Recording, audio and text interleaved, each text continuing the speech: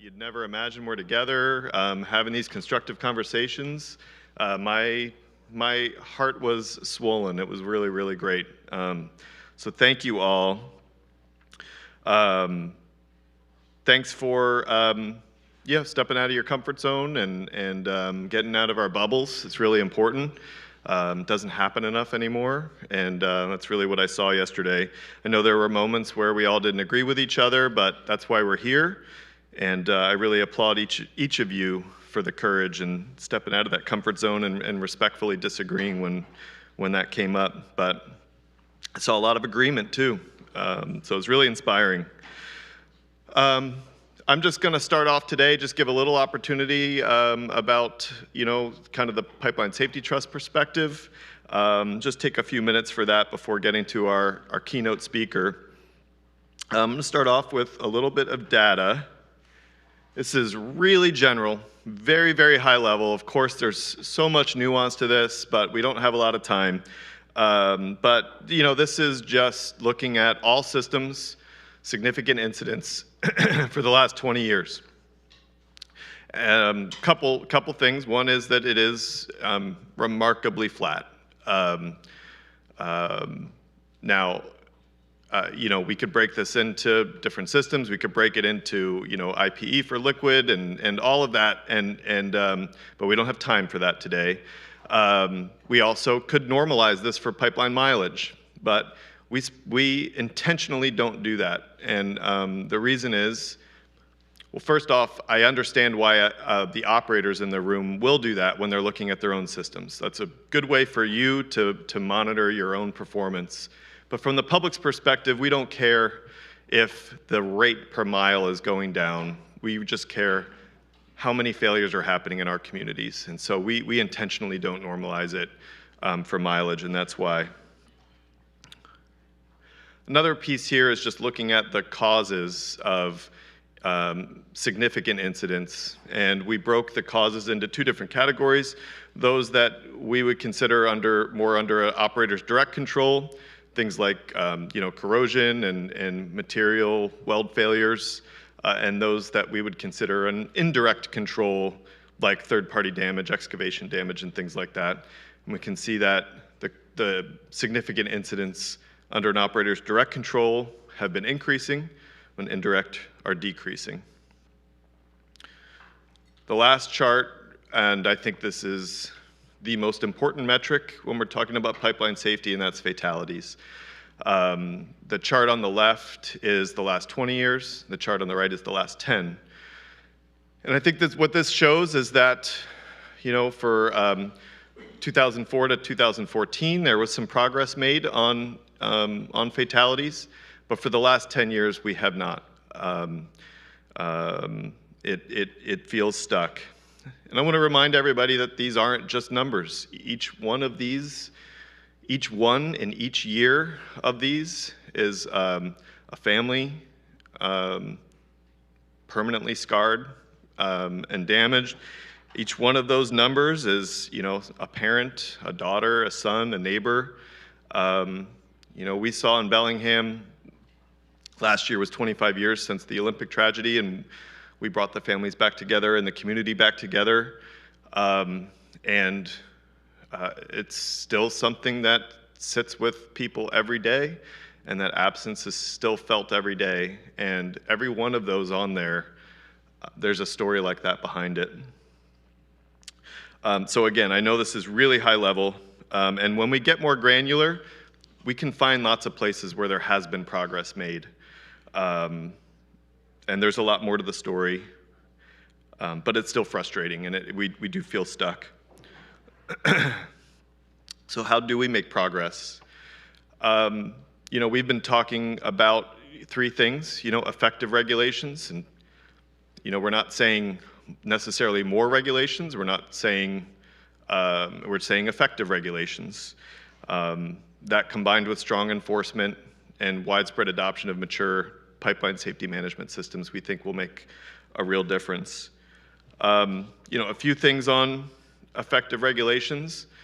I think if there was one thing that we could require that would make a meaningful difference on that last chart on fatalities, it would be in-home methane detectors, or as the NTSB has been recommending, natural gas alarms, just a different name for the same thing.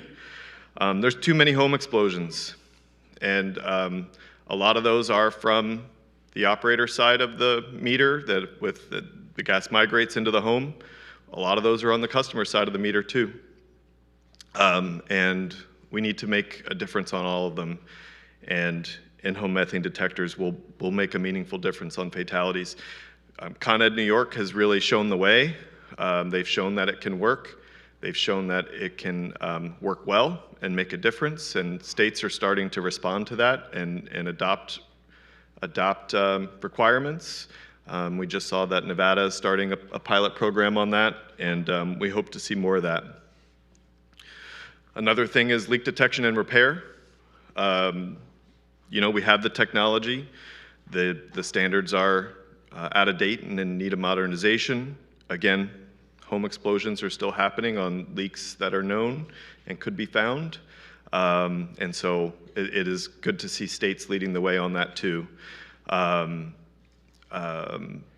Colorado is in the middle of updating their standards. Nevada's updated theirs, and I think I heard yesterday that Illinois is going to be updating theirs as well, which is great news. And then the last piece I'll mention is carbon dioxide and hydrogen blending. We cannot incentivize a build out of these pipelines through our communities without also updating and modernizing the standards to protect those communities. The next piece is enforcement. We talked a little bit about this yesterday, and we'll talk about it again later today. I testified at a House Energy and Commerce Committee hearing earlier this year, and one of the follow-up questions from one of the members was to go deeper into the enforcement data because we had seen such a steep drop-off of enforcement at PHMSA. So that's why this goes through September 25th, because that's when we did the data for. But this is just looking at number of cases initiated for the over 20-year period leading up to January 20th, 2025, and then since then. And you see this 50% drop. We also, there's different kinds of enforcement at PHMSA. You have kind of stronger enforcement like corrective action orders and safety orders, and then you have kind of lesser enforcement like warning letters and things like that. And so we broke those into two, and you see that the stronger cases have dropped a little bit more than the lesser cases have. But I think a bigger story here is in civil penalties. We looked at the average penalty when a penalty is enforced. We looked at the number of civil penalties that are enforced, and then those combined to come up with a kind of total dollar amount of civil penalties proposed for a 30-day period. Now, I will say, since we put this together in September, there have been a couple larger civil penalties in October, one of which was quite large, almost $1 million on EQT. Even taking that into consideration, this drop-off on the dollar amount of proposed penalties is really, really stark. And so when we're talking about these three things, we're not seeing strong enforcement. And I'll say even when PHMSA was fully using its authority, the level of civil penalties, we would try to chart, when even a large civil penalty was proposed, and we would compare it to the operators' just quarterly earnings, and it wasn't even showing up. You'd see this big bar of their earnings, and then you'd see a little blip at the bottom of the civil penalty, and it's just, not meaningful. And then the last piece of this kind of three-pronged approach is the widespread adoption of pipeline safety management systems. Want to commend some operators are leading the way on this, and that's what we need, and have operators leading the way in figuring out how it can work and how it does work, and lessons learned, incorporating them, continuous improvement, and then other operators can learn from that, and that's great. Other industries have proven that this can be regulated. And it can be regulated effectively. And so like yesterday, I'll repeat my rhetorical question. It's at what point do we say that there's been enough time for voluntary adoption and that operators should be required to implement safety management systems that meet certain minimum criteria? Before I introduce our keynote, another reminder of why we're here. This year marks 15 years since the PG&E explosion that killed eight people, injured 58 people, destroyed a neighborhood. We had a webinar about this last month, and part of that webinar we showed a short video that just kind of reminded people about that, and I just want to take a few minutes to share that short video. It's about 6 minutes. Remind us all of why we're here and why safety matters.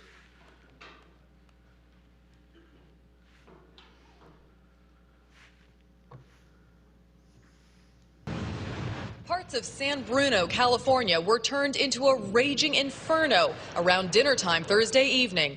Flames roared some 60 feet into the air as block after block in this residential neighborhood, about 5 miles from San Francisco's airport, were engulfed. Witnesses reported hearing and feeling a large explosion, leading to early speculation that a plane may have gone down. But it was a high-pressure natural gas line that ruptured, caused the explosion, and then fueled the spectacular blaze. The local utility company, Pacific Gas and Electric, says they will be accountable if it's determined they were at fault. A terrible, terrible tragedy has fallen on our city this afternoon. Our main concern as public officials here, making sure our citizens are safe. The view from the sky revealed a large swath of the neighborhood reduced to embers and ash. More than 50 homes were destroyed and more than 100 damaged. But I lost everything. I understand that. It's gone. It's history. Is there any way to describe what you were feeling? It was like hell on earth. It really was. It was like hell on earth. I mean, it was like all you see is 80-foot flames and intense flames. Wall of flame. It was something I've never seen before in my life, and it felt like the skin was going to burn off of me. Please, everybody pray for these people in San Bruno. I've lived here for 30 years and never seen anything like this in my life. Initially, NTSB investigators say the pipe has some obvious areas of concern. It is old, installed in 1956, with welding points that officials say are no longer commonly used. That includes a long welded seam that runs the length of the line and is potentially susceptible to corrosion. But there is also a section designed to bend under a dip in the road, the exact section that blew, put together by a hodgepodge of smaller pieces. Officials say that while modern methods are to bend a pipe to fit a curve, this pipe was pieced together by small sections called pups, each one forging a turn in the pipe, each one offering investigators another decades-old welding job that could have been a weak point. Snapshots of the aftermath paint a vivid picture of destruction and loss, the sort of thing you'd be forgiven for thinking you've seen before. But this event is different, and pipelines like the one that caused it are underground, crisscrossing their way through neighborhoods from coast to coast. As you know, I am Renee Morales, and I am the mother of Jessica Morales. Jessica was one of those 8 victims that died in the pipeline explosion that night. And you can imagine the how desperate I was at that moment to find out after the explosion that it happened in the very area that Jessica was going to visit that night. She was going over there for an evening of fun, to be with her boyfriend, to enjoy a game, and simple young kids enjoying the day. When I found out that the explosion was in the area, I was frantic. I wanted answers. I ran all over the neighborhood of San Bruno looking for my daughter. I followed Joe. I found out later on that Joe had gone to the hospital. I made every attempt to make contact with Joe. Unfortunately, he was severely injured, and at that moment, I was even more desperate to find out where my daughter was. I didn't find out until the next day, noontime, that my daughter was found in the neighborhood. She had made it out of the explosion and ran frantically. She had ran to a neighbor's backyard, and she was there, and they found her. She was not alive. Jessica was only 20. We had just celebrated her birthday. She was just beginning the next phase of her life, her adult life. Jessica was attending Academy of Arts. She was a full-time student. She worked part-time. She was pursuing her lifelong dream as a fashion designer and journalist. Jessica was very creative. She knew who she was, and she knew what she wanted. She had a very unique style. She was very loving to everyone. With the biggest heart, she made everyone feel welcome. She was fun and bright and intelligent. She was determined for success. Jessica was a devoted daughter to me, to her sister, her brothers, her father. She was a young mother to my young Isaiah, my little Rebecca. She was a buddy and a pest to her older brother, Junior.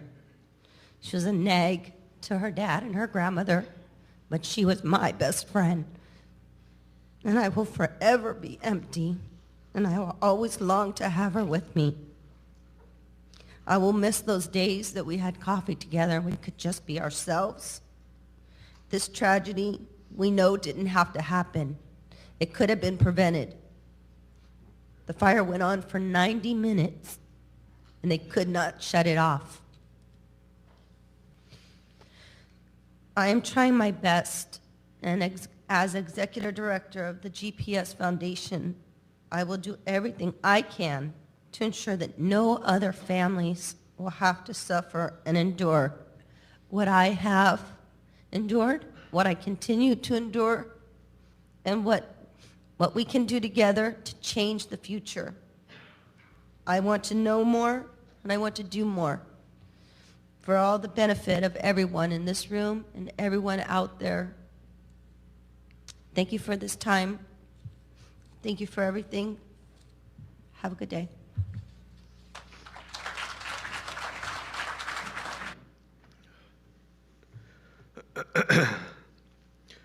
It's 15 years later, and we continue to lose 10 to 12 people each year to pipeline incidents. We need to do better. Our keynote speaker today has some ideas on how to do that. William Mojica was brought in by PG&E after San Bruno to build their safety culture. He later did similar work for NiSource after Merrimack Valley. William understands what it takes to build a safety culture that protects people. And please join me in welcoming William Mojica.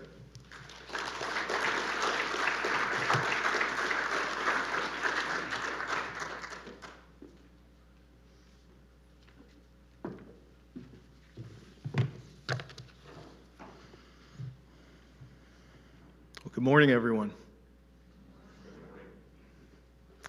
It's a difficult thing to watch that video and reflect back. I know there's others in the room that were part of the recovery efforts. You know, when these things happen, these things don't happen, and there's not one person that comes to the table to fix it. It's an army, and I want to give you a unique perspective today. I think a little bit back at my career and some of the things I've been able to see, and I think one of the things I've tried to do throughout this journey is to share with as many people as I can, not only what I've been able to witness, but hopefully leave you with some things, some tools, some actions that will have an impact. Before I start, I want to thank Bill Caram. Bill, you said some things that really struck a chord with me. You said, you know, this is all about stepping out of your comfort zone, and I can't agree more.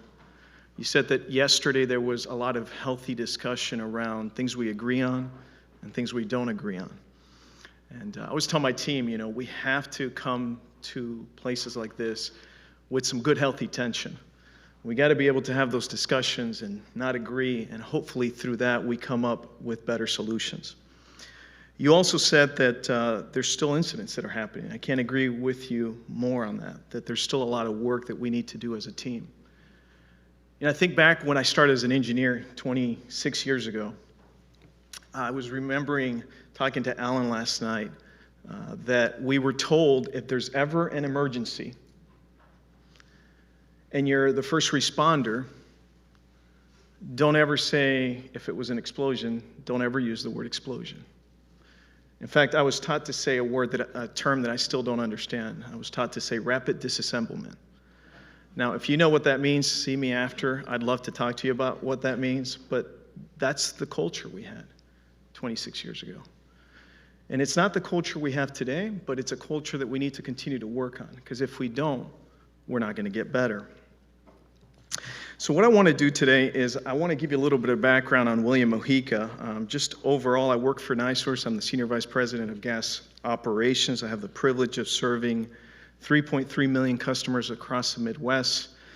And more than that, I want to tell you a little bit about my background, because I think if you understand your background, you're going to understand a bit more around how you got here, what you're passionate about, and where you want to go.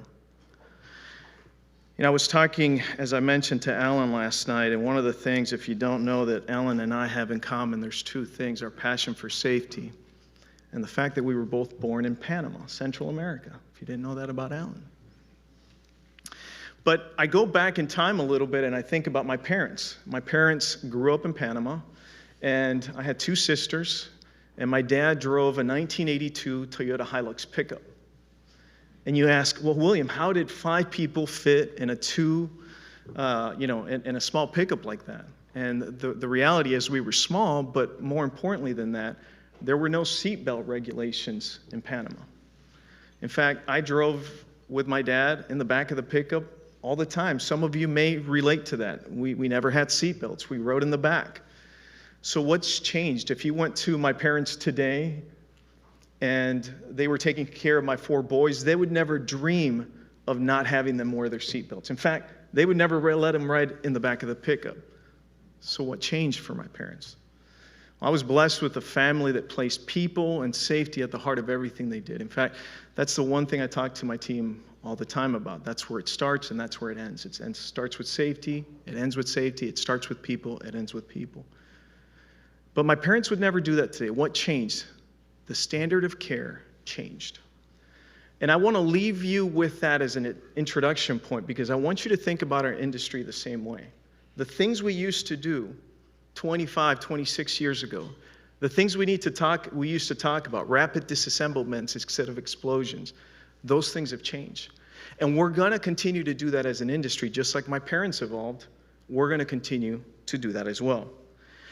So the chart we have up here is a chart that you guys have probably seen quite a bit, and there's a lot here. Obviously, SMS is here and the genesis of that. We talked a little bit about San Bruno, but I actually want to take you down to Poydras Street, just down the road. That's where my career started. In 1999, I worked for a small company called Exxon. Anyone know that company? And 2 weeks after that, my badge would never read the same. That badge would become ExxonMobil. Just down the street, I learned a very important lesson. As I walked into the halls of that building, they stressed one thing and one thing only: safety. And it was odd to me, because I wanted to understand, where did this come from? And the more I poked and the more I poked and the more I poked, I started understanding that this came out of some incidents that they had had. One in particular that we probably all remember, the Exxon Valdez. And the more I talked to people, the more they told me about this incident and the fact that this incident was a catalyst for change. So I took that, and I realized that there was a priority on safety there that was going to shape my life. Years later, I was in Houston, Texas, when Lee Raymond, the CEO, would start transitioning the baton, as we would all know, would go to Rex Tillerson. And at that time, someone in the audience, we were all there for his retirement. They had done an event in Texas. And someone in the audience said, hey, I got a question. What's the thing you're most proud of?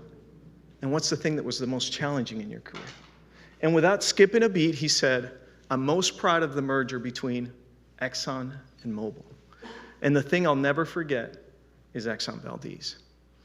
And I made a connection point at that time that my career would either be shaped by how we handled not just the good things, but the challenges that came our way, the culture we left behind, and the things we focused on. The second incident for me that's really been pivotal is the one we just walked through, San Bruno. I was working out of Arizona. I watched the TV as that explosion happened, and I remember thinking, things are going to change. This is different. This is very, very different. A year and a half later, I would be recruited out to Pacific Gas and Electric, and I had the opportunity to be part of a much bigger team that would help start shaping that culture. And at that time, I had 2 little boys. And I remember Hillary and I sitting with them and telling them why we were moving from Arizona to California. And kids don't understand that. They can't process that. But what we told them is we were going to make sure an incident like that would never happen again. That's September of 2010 when that happened, as Bill walked us through. Almost to the day, September of 2018, the Merrimack Valley incident happened. And once again, we would be called, this time to Columbus, Ohio, now with 4 boys. And our story there was we would never let what happened there happen again. So why do I share this with you? Well, I share this with you because I want to give you some perspective that I think I've gotten over the years that I hope that everyone in this room picks up and is able to kind of walk through as we go through this presentation. So I'm going to give you the answers to the test right now. I'm going to leave you with 3 things that I'm going to come back to at the very end. I want to leave you with that there's nothing more important than people and safety. And as simple as that sounds, every single company that I've watched go through this has had to either make a decision, are we going to put people and safety first, or are we going to put other things? That's number 1. Number 2, I want to leave you with the fact that there's only 3 types of companies. I'd love to sit down with you afterwards if you think there's a 4th. Number 1 type of company, you've had your incident and you learned. Company number 2, you've had your incident and you haven't learned. And they're probably writing books about you. Company number 3, you haven't had your incident yet. And I hope you're sitting here today and you're making that process go through your mind and through your heart and understanding, where am I? Am I leading as a leader that thinks this is never going to happen to me? Am I leading as a leader that's had an incident, but I know we haven't learned? Or do I feel confident that we've learned and we're a learning culture? And the last thing I want to leave you is, we talk a lot about SMS, but I want to challenge us all. I want to have a call to action at the end around SMS. So I'm going to go quickly through this. I want to leave with you guys something that was left with me a long time ago. And that was the fact that our doors have always been open, whether it was when I worked at Pacific Gas and Electric or when I worked at NiSource. If there's anything I can do, my information is obviously on the app. I'd love to talk to you more about this, but I'm going to go very quickly. So these are the 4 steps that I've learned throughout my career. Step number 1, it's the year of discovery. And I say that very intentionally. So many companies try to rush through this. I would challenge you that this is not the recipe only for recovery. In fact, I would challenge you that beyond the recipe of discovery, you got to be looking at it as a company. And you got to understand that these steps that I'm walking through today are also the recipe for prevention. The year of discovery is all about 2 ears and 1 mouth, as a great mentor of mine told me. It's about listening more than speaking. It's about understanding the things that were left behind, the things that were foundational to making sure a company ran safely that had been forgotten for so long. It's about validating and understanding risk. I had a great discussion with Mr. Hall today around, do you really know your risks? What's important? Have you quantified those risks? Or are you just letting the loudest voice in the room at your company make the decisions around where you're going to spend your dollars? Or are you taking the time to torture the data until it speaks? That's year one. It's learning from the outside. You know, this took me from the highly confined walls of the Diablo Canyon nuclear facility to Seattle, Washington, where we visited Alaska Airlines, who had just put a plane down in the Gulf of California. We went and we learned and we listened for a very, very long time. We listened to our employees. We started a program that was called CAP, Corrective Action Program. It was something that we had stolen without shame from the nuclear industry and then learned from Alaska Airlines, who was doing it really well. And we tweaked and improved and tried bringing that to life. It was leveraging the people that knew more than us. And it was understanding what good looked like. Step number 2, and as I often say, year number 2. Now, William, why do you say that? Well, oftentimes what we try to do is we try to rush through this. We want to quickly understand what happened. We want to put a beautiful report together, and we want to hand it out, and we want to start going to work. But the reality is you need time to understand what happened, so that by the time you get to year number 2, those promises you made are actually coming to life. This is the year where we implement detection and mitigation strategies. It's the year where we do causal evaluations and try to learn from those mistakes. We have formal processes for management of change. We don't just look at change management, but we understand before that change happens, how should we be handling it? And we get to work. It's a time when your employees don't trust you, but if you can start getting some things done, they'll start little by little increasing that trust. Step number 3, it's committing to excellence. How can one commit to excellence if you haven't discovered what you need to fix? If you haven't fixed what you said you were going to fix? It's the only way to do this. And committing to excellence is really about going external. You know, I got a lot of questions over time of, William, why would you bring individuals from outside your company to give you a grade on how you were doing with respect to SMS? Well, the reality is we get so encapsulated on fixing the problem that we often forget what we've missed. So we brought industry experts. We reached a certification in ISO 55001. Only 2 companies in the US have been able to do that. We reached a certification in API 1173. We did that very intentionally, not for the piece of paper, but so individuals could come and look at us and say, where can we be better? It was developing our leadership team. We understood that early on, that leadership team had raised so many concerns that weren't listened to. And later on, we needed to train that leadership team to go out to the front line and really speak to what needed to be improved. And finally, step number 4. And what I want you to think about step number 4, these are powerful words when you think about it. It's unity and trust. How do you build unity and trust if you've never had it? How do you build unity and trust if you'd never discovered, if you never got to work, if you never really put in the time to think about continuous improvement? And this takes time. For us, it's a constant journey. I think if you spoke to some of our employees, they tell you we're still on this journey. But the point behind this is it's all around fostering the right behaviors. It's about plan, do, check, and adjust, going through that cycle again and again. It's introducing human and organizational performance. And our journey's not done there. We got a lot of work to be done. So what I want to do next is really share with you a little bit about some of the questions I've gotten asked over the number of years that we've been working on these journeys. One of the things that people always ask me is, what does it feel like, William? How do you know you're there? How do you know you got there? And the reality is that's a really, really tough question, but I can see indications when companies are changing. Let me share some of those with you.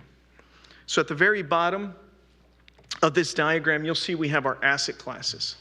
One of the things that's been fundamental to all the companies that I think are leading the industry in SMS is understanding your assets. I always say, do you know how your assets are living their life? Are they going to the doctor well? Are they getting analyzed well? Do you know how they're going to perform? Does every asset class have attention? If it doesn't, you really don't understand that question.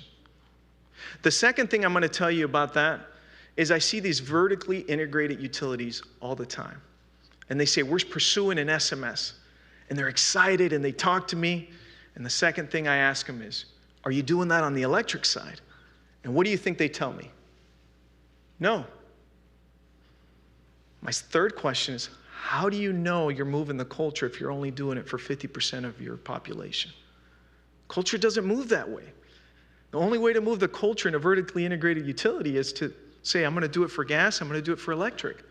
Because you move the culture in that manner. That's very important. I want to take you to the top right. That's our core 4. It's really simple. I hope you guys can remember this. Follow your process and procedures. Show up every single day, follow your process and procedures. This is what we tell our field personnel. Number 2, report any risks you see. Number 3, if you see a procedure and it doesn't look great, we want you to follow it, but tell us it's not working. And the last one is ask what could go wrong. Let me tell you what that looks like. That means that every single employee shows up to that job site every single day and asks what could go wrong, how bad could it be, how often could it happen, what controls do I have in place, and what additional controls do I need. I'll summarize by the triangle that's there on the bottom right, and that triangle really emphasizes how we explained SMS. We didn't go through 10 elements. We didn't go through all the different parts of those elements. We did something very simple. We told our employees it's 3 things. It's process safety, it's asset management, and it all comes together through our culture. Now, I didn't invent that. I got to give a lot of credit to Pacific Gas and Electric. They helped us through that journey. You would see the same diagram if you were with them. But I think it goes back to the strategy of making sure that we're all helping each other and lifting each other up. So why does safety matter? Why does it matter to the public and to the industry? Well, the reality is they expect nothing less. We have a responsibility to do that.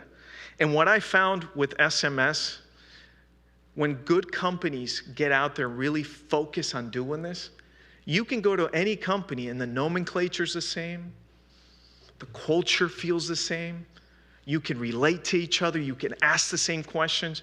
Before that, we never had that. You'd start asking about safety and everyone had their own way and their own spin. But today, you can get out there and say, hey, tell me how you're doing with element number 10. Tell me how you're doing with element number 2. To help me understand how we can be doing better in that. Some of the diagrams we use for our own leadership team that I just wanted to show you real quick. Bill talked a little bit about this with aviation. I'm a pilot. Been flying since I was about 14 years of age. And the graph on the top is what we used through our visual roadmaps that we did with our employees. And I love this because the first stretch of that drop, that's aviation incidents over time, is if you think about those incidents, the first stretch of that was modernization of just airplanes themselves. If you've ever been to an airplane, I fly an old Cessna 140 tail dragger. It's from the 1940s. People always ask me, how do you get in that thing? I go, have you seen it? The engine's been gone through with a fine-tooth comb. It's got modern avionics. That's a lot of what you see there. That's what improved safety. The second stent that reduced that was SMS. And we've seen that time and time again throughout the industry. And I think those are some of the things that our employees need to see as we're going through that journey and explaining it. So what does 1173 do for the industry? Well, I think I would argue that there's a variety of different things. I think it's tailored to us. We got together, I know Sean Lyons in other sessions has talked quite a bit about this. It's a foundation for stakeholder input. It takes a lot of what we're doing as an industry. It's a framework that allows for updates. The next revision to 1173 will be coming out in 26, hopefully. Had a discussion with API yesterday on that. It's a catalyst for cultural change, and it's also advocacy so that we can instill that trust that's so important. The other thing I wanted to do is I want to give you a little bit of an insight of what it feels like when you walk the halls of a company that's working on a safety management system. What are some of the things that you hear? And I'm just going to put 4 up here, but I want to walk you through those. You have individuals that say, we found it before it found us. A great example of that is our inline inspection programs, where I get excited when our team comes to us and say, hey, we just ran an inline inspection tool, and we found an anomaly, and we found it before it found us. That excitement, that culture, that's what you want to create every single day. It's our core 4 that I walked us through. It's a mindset of find it and fix it. Hey, we're not out here to find things and just put them away. We're out here to find them and fix those problems. And it's what we often say, it's a constant chronic unease where people wake up every single day and say, what else can we be doing? That's some of the nomenclature that I want to share with you that I've seen throughout my career, and I would ask us all to start asking whether we're seeing that as well.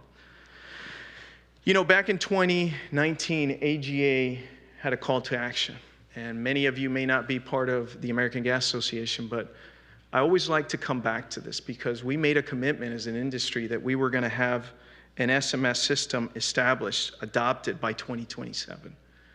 And really what I want to do here is I want you to ask a question and internalize it. Has your company made that commitment? Have you taken this seriously? Are you challenging yourselves every single day, and are you challenging your employees to be driving this? We made a commitment, and I would tell you it's much more than a commitment. It's how we should be running this industry. So in conclusion, I want to leave you with just a few things. Today, what do we look like as a company? Today, when I go and visit other companies, what do they look like? Well, there's an emphasis on continuous improvement. You'll pick that out right away. You'll see that they've done something, and you know that they're better than you at that, but they're still making it better. That's what you see. You see that they're sharing, and they have transparency. 2 days ago, I was at NARUC, which is an organization that brings all the commissioners together. And a buddy of mine who's a CEO at another gas company and I were talking, and I just was picking his brain. And I was saying, hey, I'm having a little bit of a thought on something I want to change. I think you've done some of this. Can you help me out? And he said, done. In less than an hour, he had called his people. They were calling my people. And he was saying, hey, come over to my office. I'd love to introduce you to them. That's what good looks like. It's knowledge sharing. It's that we haven't stopped going out and visiting. I told you we visited Alaska Air. I had the opportunity to visit Delta Airlines. It's constantly going out and not just looking at the pipeline industry, but looking at who's doing it better. It's data-driven solutions. It's torturing that data until it speaks. And in conclusion, I want to leave you with where we started. I want to ask you 3 questions. Are you placing people and safety at the heart of everything you do? Do they know that? Do they know that every financial decision you make will always put people and safety first? Or do they doubt that? Number 2, there's only 3 types of companies. You've had your incident and you learned. You had your incident and you haven't learned. Or you haven't had your incident yet. And wherever you're at within those 3, I want you to challenge yourselves that there's really only 2 places you can be. You can either be the company that learned or be the company that today starts making changes so that incident never happens. And last, are you driving a culture of safety management? Or does it just look pretty on paper? I want to leave that call to action, that if you haven't made that commitment, to continue to work through that and continue to drive it. Thank you all so much. Bill, if there's a little bit of time for questions, thank you.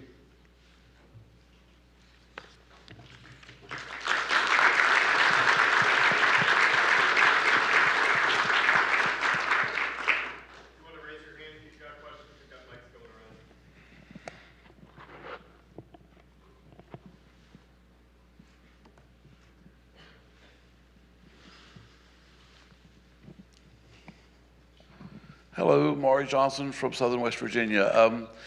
This might not Say be your name one more time. Maury Johnson. Maury, pleasure to meet you. So this might not be a question for you, but I think it is. In the film of the San Bruno film, they talked about a hodgepodge of pipe welded together to go under the road. I'm concerned about that because that's exactly what happened in my backyard a couple of years ago. Pipe set on a right-of-way, Mountain Valley Pipeline for years. They used different sections of different pipe, different coating dates and stuff. And I've seen that all over the place. Is that something that the industry maybe frowns upon? Because I frowned upon it. And I saw that, I said, that's exactly what's in my backyard. Yeah. Without getting into specifics, what I would share with you is I made a comment which was, you got to know how your assets are living their life. And I would tell you that I'll use the example to relate it to your question of inline inspection as an example. That is one tool in the tool bag that allows us to understand how pipelines were installed, what threats we have, and how those threats can be kept from materializing into a risk. So I would tell you that there's a lot going on in the industry, but we need to continue to drive that. That is, again, one tool. To answer your question, that gives you a representative view of what's actually out there. And I think as long as we're driving that and understanding those risks, that's where we want to be as an industry. Hi. Good morning. Good morning. Thank you very much for your keynote. So in terms of safety, for me, it's not just about explosions. It's also about safety of the planet, deforestation, things like that. So that's also, I feel like that's not being addressed at all. And can you speak a little bit about that?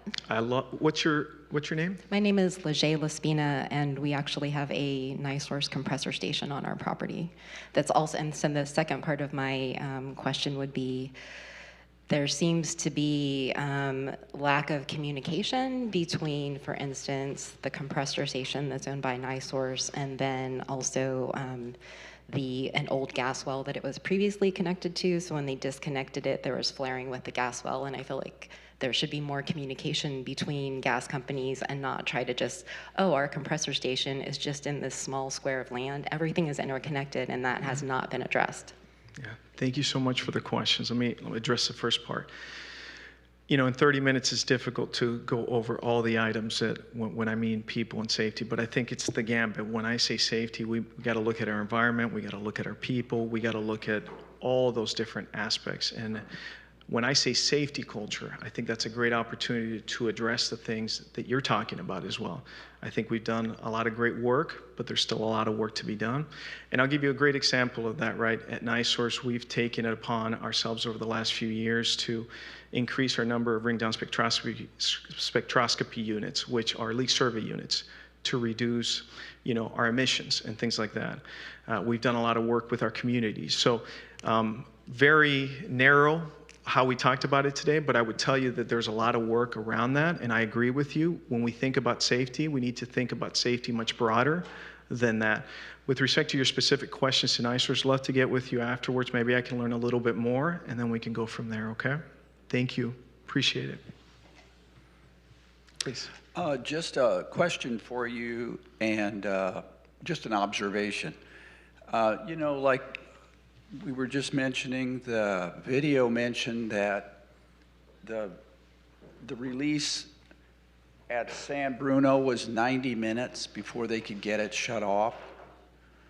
Yesterday's first presenter mentioned Piper Alpha.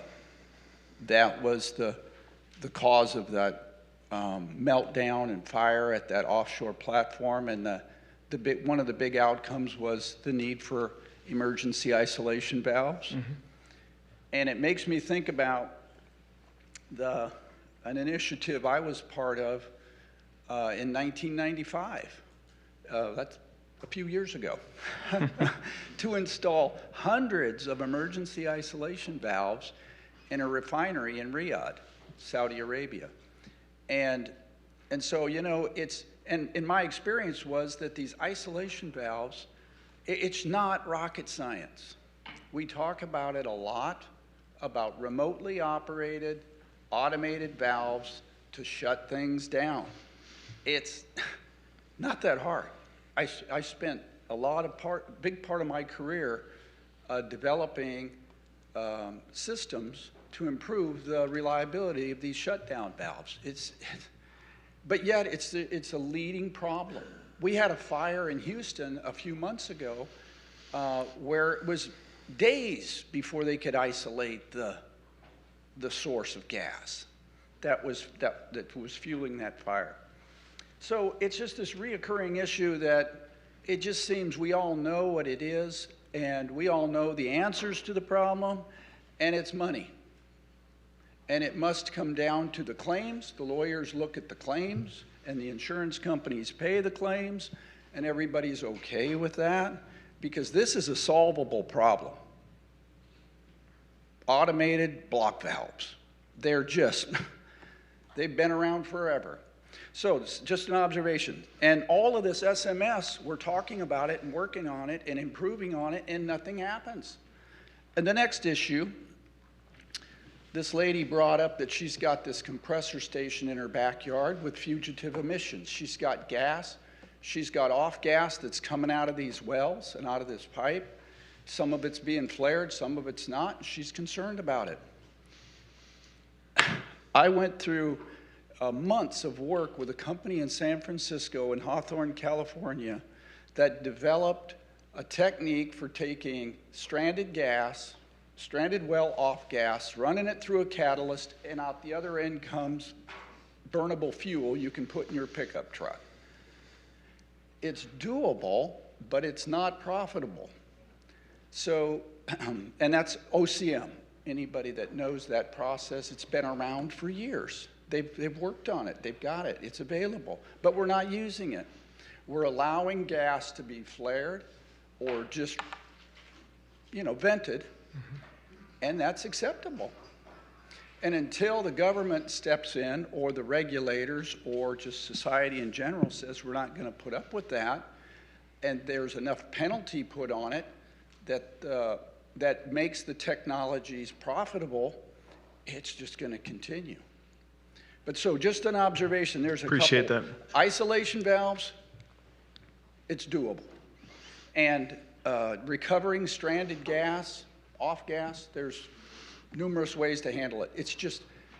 It costs money. I appreciate it, and I know there's a lot of work to be done in that area. Appreciate those suggestions. I know that there's been very innovative tools we've used, but always important to bring those items up, so thank you. Appreciate that. Thank you so much. Appreciate it.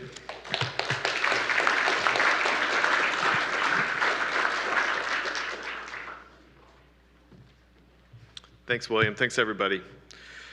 Before we take we have like some basically transition time to go into sessions. I wanted to go through a little exercise. If everybody take out your phone and hit this QR code, and there's it'll be on every slide after this too. We're going to do a quick survey.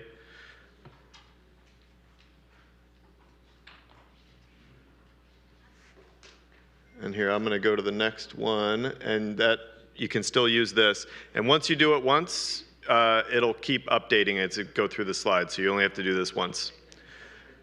So, beignet deficit or surplus? Let me get mine ready here.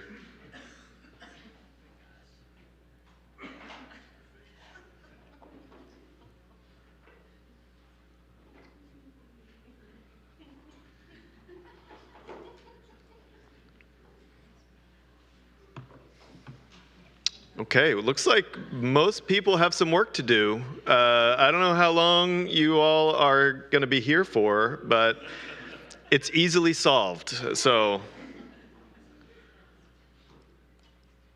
unless you have celiac disease. That's true. Yes.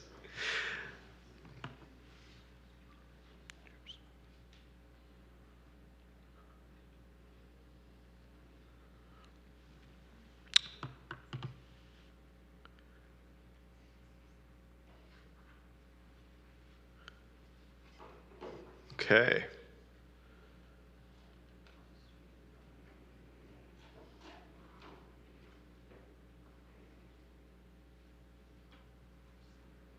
Interesting, interesting, folks. Okay. Over the course of the PST conference, how has your view of the role of the public in pipeline safety changed?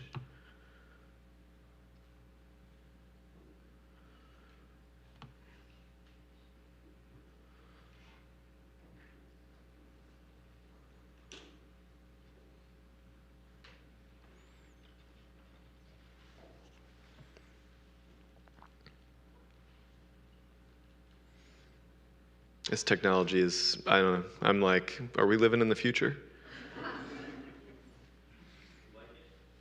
Yeah, yeah. Okay, and I think, you know, you can read some of these answers a lot of ways. Among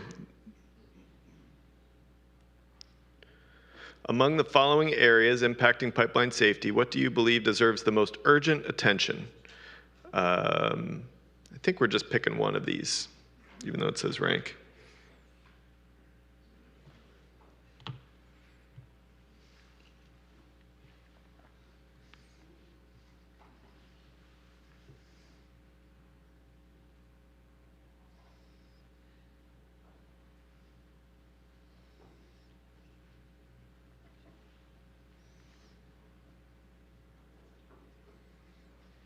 It's like watching a horse race.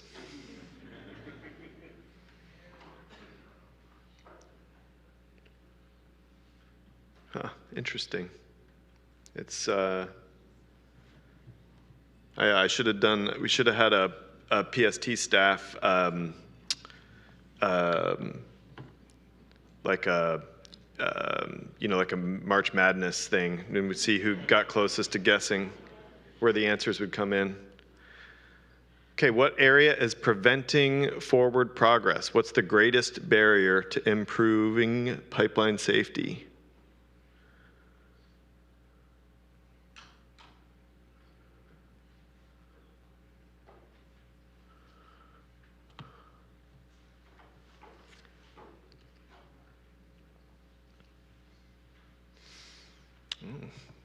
Maybe we found an area of common ground here.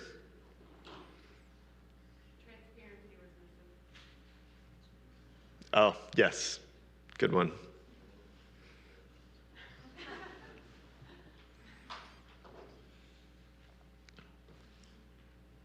Okay, we're going to have a word cloud here. So in one word, how would you describe the future of pipeline safety?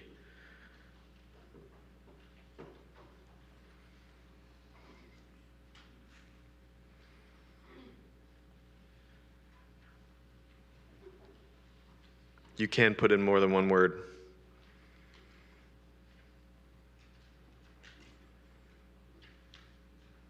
If you hit add response.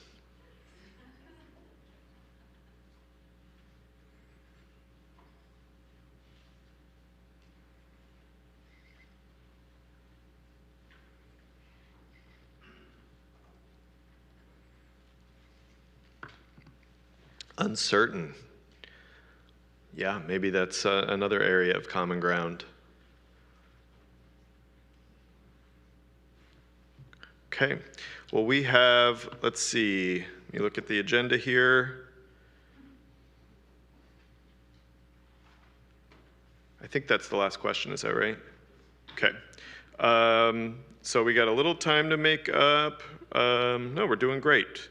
So the next sessions start at 9:40. We're going to have impacts of deregulation. That's in here, LaSalle A. And then we have LNG safety in LaSalle C, around the corner. So you've got a short time to get there. Thanks, everybody.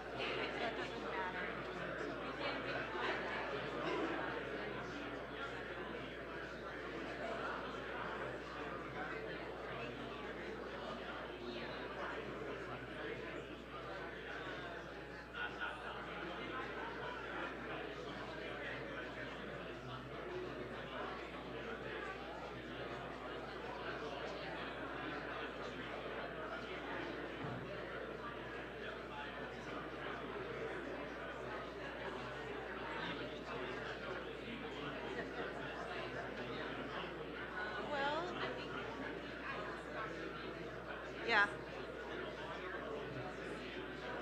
That's right. Okay. Good point. Yeah.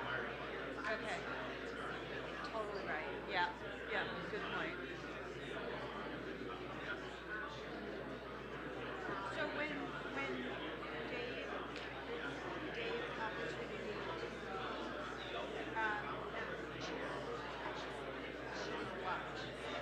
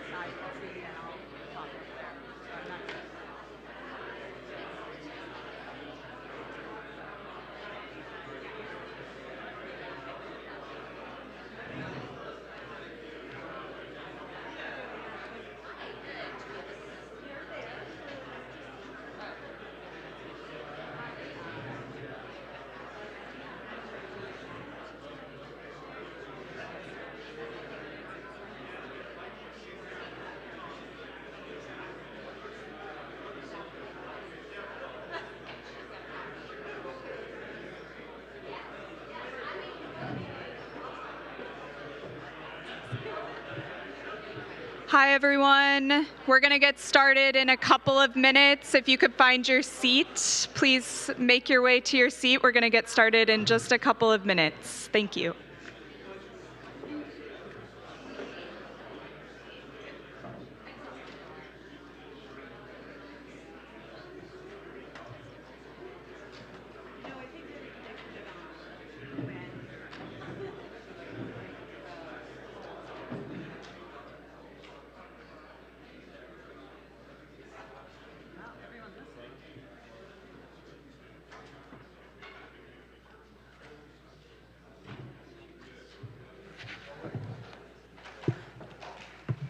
Good job listening to instructions from Amanda.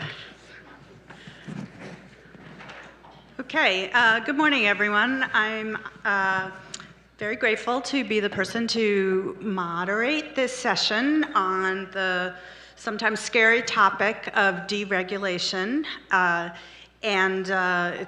We've got a lot of great substance for you on this topic. As many of you know, there's a lot of concerns about the topic of deregulation. We heard yesterday's speaker, Gary Kenny, say that if it's done badly, it can result in all kinds of problems. The little bit of background information on recent PHMSA deregulatory actions. PHMSA's considering a range of actions that might fall under the topic of deregulation, including modifying regulations, changing advisory bulletins and guidances and or making them available, changing the information they request from operators, and changing enforcement prioritization. The panelists may discuss different examples of deregulation, such as removal of class locations for gas transmission pipelines, pulling back on specific regulations, such as the carbon dioxide rule or leak detection and repair, changing the advisory bulletins, as I mentioned, reinterpretation and clarification of previously held positions, change in reporting thresholds. And I did realize I didn't introduce myself, so I'll do that right now. My name is Lois Epstein, kind of a nasty last name these days. But I'm a board member of the Pipeline Safety Trust, have been for a long time. My background is engineering. I'm a former LPAC member, and I now live in Anchorage, Alaska. So we've got some great speakers. I'll be asking one kickoff question of everyone. They'll be doing introductions and responding to the question for each of them. And hopefully we're planning on reserving enough time for some good Q&A. So I will begin with Alan Mayberry, and we've heard from Alan, former top official at PHMSA. So Alan, given your previous background, what is the likely impact of the new approach to regulation within PHMSA? And just as an example, does PHMSA have the staff needed to rewrite the rules? Good morning, everyone. I'm the former Associate Administrator for Pipeline Safety, as Lois indicated, and I'm currently Vice President of Regulatory Affairs at JANA. I want to offer my disclaimer first that I'm not an employee of the government anymore, retired from government service. So my perspectives today are really from Alan and his experience in working with PHMSA for about 20 years, and the last 9 years as Associate Administrator. But, regulatory reform, deregulation, there are a number of names that have been used for it. It's nothing new. It's just, I know in the current administration, it's, there's a lot of banter around it, and I think you have to read through kind of the fog, if you will, and the discussion to really understand what it's really about. And as I indicated yesterday, if you were in the session in the morning, the way I viewed it and the way I handled it, in previous administrations when we looked at reg reform, say under Trump 1, was it was really an opportunity to right-size the regulation. As a practitioner, as a writer of rules, as a professional overseeing pipeline safety, it was never about reducing safety, and that will never, I can tell you that will never be the intent of any actions to reduce safety and harm people. It's really about right-sizing and making sure resources are put where they're most effective. You know, it's been called other things as well, like I said. It's been called, in a common phrase, and it's actually a requirement, it's called a retrospective regulatory review. It's kind of government jargon. It's just another way to say regulatory reform. But that was done actually under, it was done under Trump 1. We called it reg reform. We didn't do it under Biden. There wasn't such an initiative, but it was done under the Clinton administration, under the Obama administration, what we call the retrospective regulatory review, where we and the agency went back and looked at, you know, changing certain regulations to make sure they made sense. It's also common with, say, information collection. Occasionally, the Office of Management and Budget that controls actually, they really control policymaking in Washington, but they also control the information that an agency like PHMSA collects. And a lot of times over the years, there have been directives to kind of reduce that burden on the regulated industry, and just, you know, so that's one other example. And that's just kind of in a nutshell, an intro to my perspective on that. Related to staffing, you know, we'll see. We've, you know, staffing's always been a subject for the Office of Pipeline Safety, and you know, we're very appreciative for the Pipeline Safety Trust, the trade associations, to really influence Congress to give the agency more tools for recruiting and retention. And those are in place, so we'll see how those play out. But I want to mention two things. One, like I said yesterday, the inspection enforcement staff has really not been affected by any kind of reduction in force, if you will. In fact, there hasn't been a RIF at the agency, but there has been a loss of certain staff that's not related to inspection enforcement. And certainly that always has an impact, and the agency adjusts, I imagine. I can't speak for them, like I said, but typically, let's say if you lose an expert, I know a few have left that were in the rulemaking group, you know, you pull from the field, you pull from other areas to bring in that expertise. It's just shifting of resources.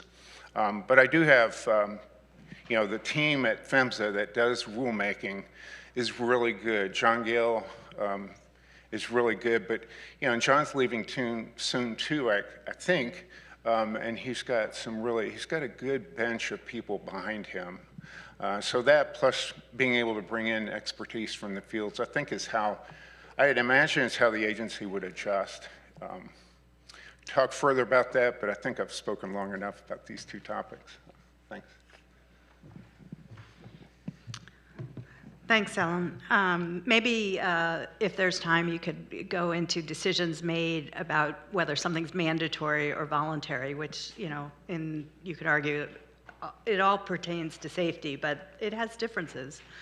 I'm going to move on to Dave Chisla. I hope I pronounced it right. Dave's online, out of state, and he's representing NiSource, which is the Organization of Pipeline Regulators. And Dave, if you could introduce yourself a little bit further, and then also answer the question of what are the different reactions you've seen or heard from the states based on this recent push toward the topic of deregulation. Thanks. Thank you. I'm Dave Chesla. I am the manager of the gas safety program in Michigan, and also the immediate past chair of NiSource that was referenced. I've been with the commission staff for 30 plus years, and also an immediate past member of the GPAC.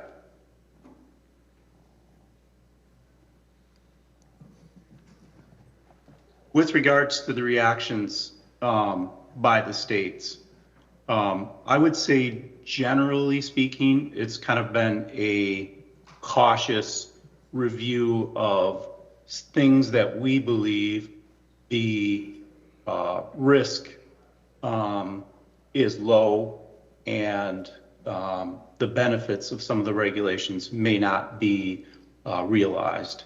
So we've had a lot of internal discussions about specific areas of the regulations where we believe those risks to be low and the potential for the changing of the regulations in some of those areas. And for those who've seen NAPSR's comments in the mandatory regulatory review docket, you know that we are generally speaking cautiously approaching any effort to deregulate. The safety standards are written as a minimum set of safety standards, and a lot of those standards have historically been written based on past incidents or other important issues that the industry has seen and desired and wanted a regulation to specifically address those issues.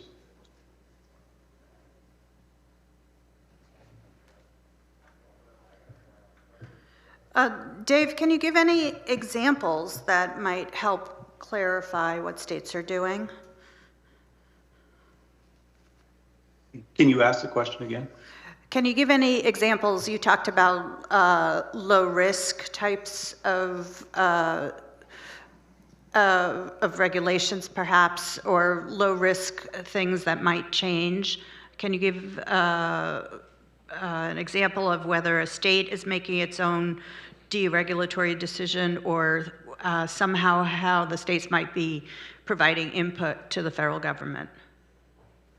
Certainly. So some of the areas where we felt that there was the potential to maybe deregulate, and this could be specifically in the regulations and or in some of the interpretations related to the regulations, primarily related to small operators, small master meter operators, small LP operators who may be running, you know, a very small system with less than 100 customers, and the risks associated with those systems are very low. So having those operators follow all the same prescriptive and performance requirements of large operators may not be necessary. On the flip side to that, and I think Bill alluded to this in his opening comments this morning, when you talk about issues like leak survey, leak investigation, and leak repair, there are a lot of things going on across many different states. He mentioned the program in New York with the inside methane detectors. I mean, that's probably the Cadillac of programs. And I think we as states would all like to see that. But there is significant cost that comes with something like that. And then on the alternative, you see Nevada, who implemented a very simple set of rules where they now require annual leak survey on all the assets. Very simple, straightforward, but a huge benefit to safety at a significantly less cost.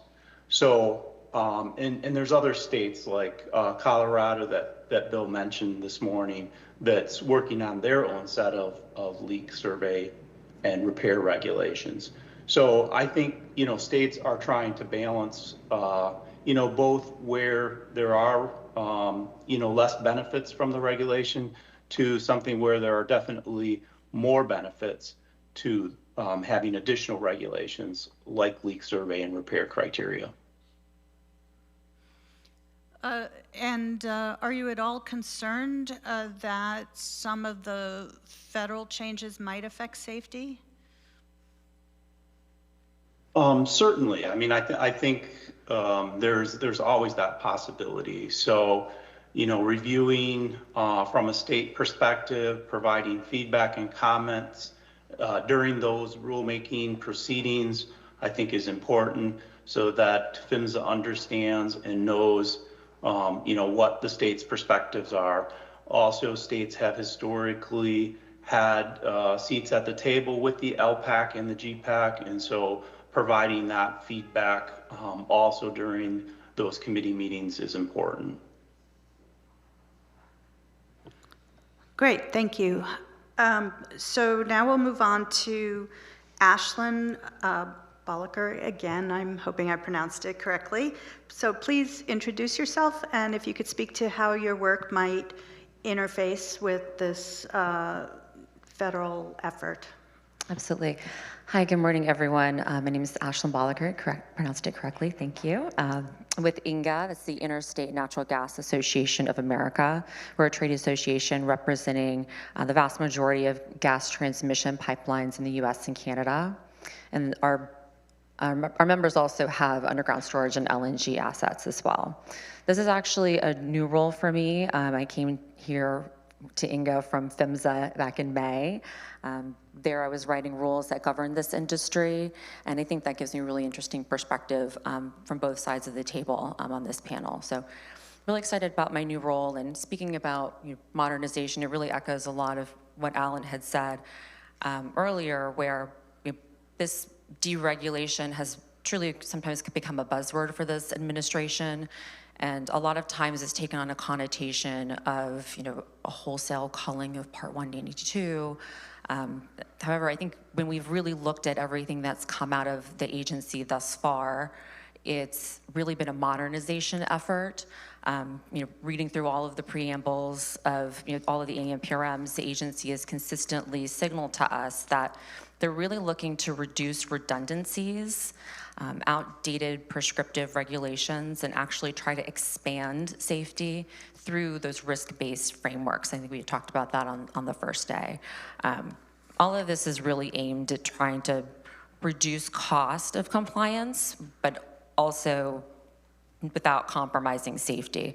I think we're really always focused on resources and costs in order to make sure we're distributing those correctly. It was interesting to see the poll right before this about what are some of the biggest barriers to advancing pipeline safety, and the top of the poll was cost and resources, right? And I think that that's really what this effort has been about. Second, just point of clarity, like the INGA and other associations, I don't think that we've promoted like the removal of class location at any point. I think we've been looking at advocating for modernizing it. This is an extremely old framework that I think as old as some of those pipelines in the ground themselves, and hasn't really been addressed yet. And there's, as you've seen from William Mojica's presentation with Pipeline SMS, there's a lot we can do, even incorporating new technologies to make that program a lot safer. I'll ask a similar question. Are you at all concerned that deregulation could impact safety? I think deregulation and regulation, again, to us, I think it's really been more of a modernization effort. But I think anytime that you move the dial in either direction, there's a potential impact for clarity, which could impact safety. For instance, you could have a rule that is redundant or poorly written, and that regulatory piece, could then be impacting clarity and safety. Likewise, like removing too much is a potential for impacting safety and clarity. So I think that, we should all be using caution, anytime that there's a rule change in any direction. But overall, I have confidence that at least, amongst our members, right, that we're just going to be continuing to improve safety, regardless of the way that the winds go. And is there any concern on your part about advisory bulletins and guidances being in flux, being removed from the site, clarity for operators, what's going on? So I haven't seen them be removed from the PHMSA website, or I don't know if an advisory bulletin, I think they typically just go out through the Federal Register notices, but I think the first advisory bulletin that the agency put through was actually promoting pipeline safety management systems. Like that was, right out the gate, something that the administration said that they wanted to prioritize. In terms of, I think you're referring to they removed an advisory bulletin regarding Section 114 of the Pipes Act that was implementing or adding additional sort of guidance or commentary around a self-executing provision in the PIPES Act. So I think that that's up to the agency's discretion. I don't know if that guidance is necessarily has been quite as important as legislation or rulemakings. Okay, thank you. So we'll move on to Hannah Vizcara. Hannah, if you could tell us a little bit about your background on your organization and also how your work interfaces with the topic. Hi, everyone. Hannah Vizcara. I'm an attorney with a legal advocacy organization called Earth Justice. We represent other organizations, communities, individuals all across the country in a whole host of environmental and energy-related contexts. My work focuses on the federal level, on rulemaking and litigation around it, the development of strong standards, and defense of those, and again, through a legal advocacy lens. And with regard to PHMSA, the way where I intersect there is my primary work over the last few years has been around things like the leak detection rule, the CO2 pipeline rule, the LNG facilities rule, all of which are still in process to some degree or not. And so, that's kind of where my perspective comes. But I also will, more broadly work across agencies, EPA, I've had work at SEC, I have work all over the federal government. And so I'm also looking at this deregulatory effort across the government as a whole, and as well as changes in administrative law that impact how stakeholders interface with the government on rulemaking and how courts consider these actions. So we'll, I'm sure, talk about that in a minute. Okay. Maybe you can elaborate on how the differing types of deregulatory actions can affect the legal landscape as it's in terms of how it will affect advocacy on safety and environmental protection. Yes, absolutely. So, as you heard, there's regular reviews within agencies to consider right-sizing, modernizing, updating regulations, and that's all a good thing in general. I think what we're seeing now more broadly from this administration is a heavier emphasis on reduction of regulation and a true sort of cutting regulation. How that plays out in each agency can be very different. It made, one piece is what you've heard some about, which is sort of what's coming out so far from the agency. Another piece to consider is what's not coming out from the agency. So the CO2 pipeline rule was proposed at the end of the last administration and then pulled back by this administration. There's now no date on the PIPES Act web chart about when they're going to, no dates around when the agency intends to kind of revive that effort, propose something new, or revise that proposal. Same with the leak detection rule. That was a rule that PHMSA had worked extremely hard on over many, many years with a lot of input from stakeholders that had gone through the advisory committees, and they released the final rule at the very end of the last administration. It wasn't published in the Federal Register. That also was pulled back.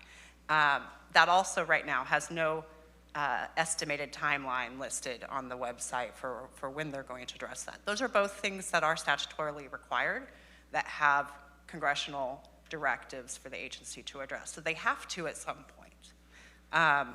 So that's another piece of this deregulatory effort. I'll also just note that, we have seen, so deregulation is regulation from a process standpoint. Rulemaking is rulemaking. You have to go through you have to comply with the Administrative Procedure Act. You have to issue proposals. You have to take comment. So the process generally takes the same kind of time and effort.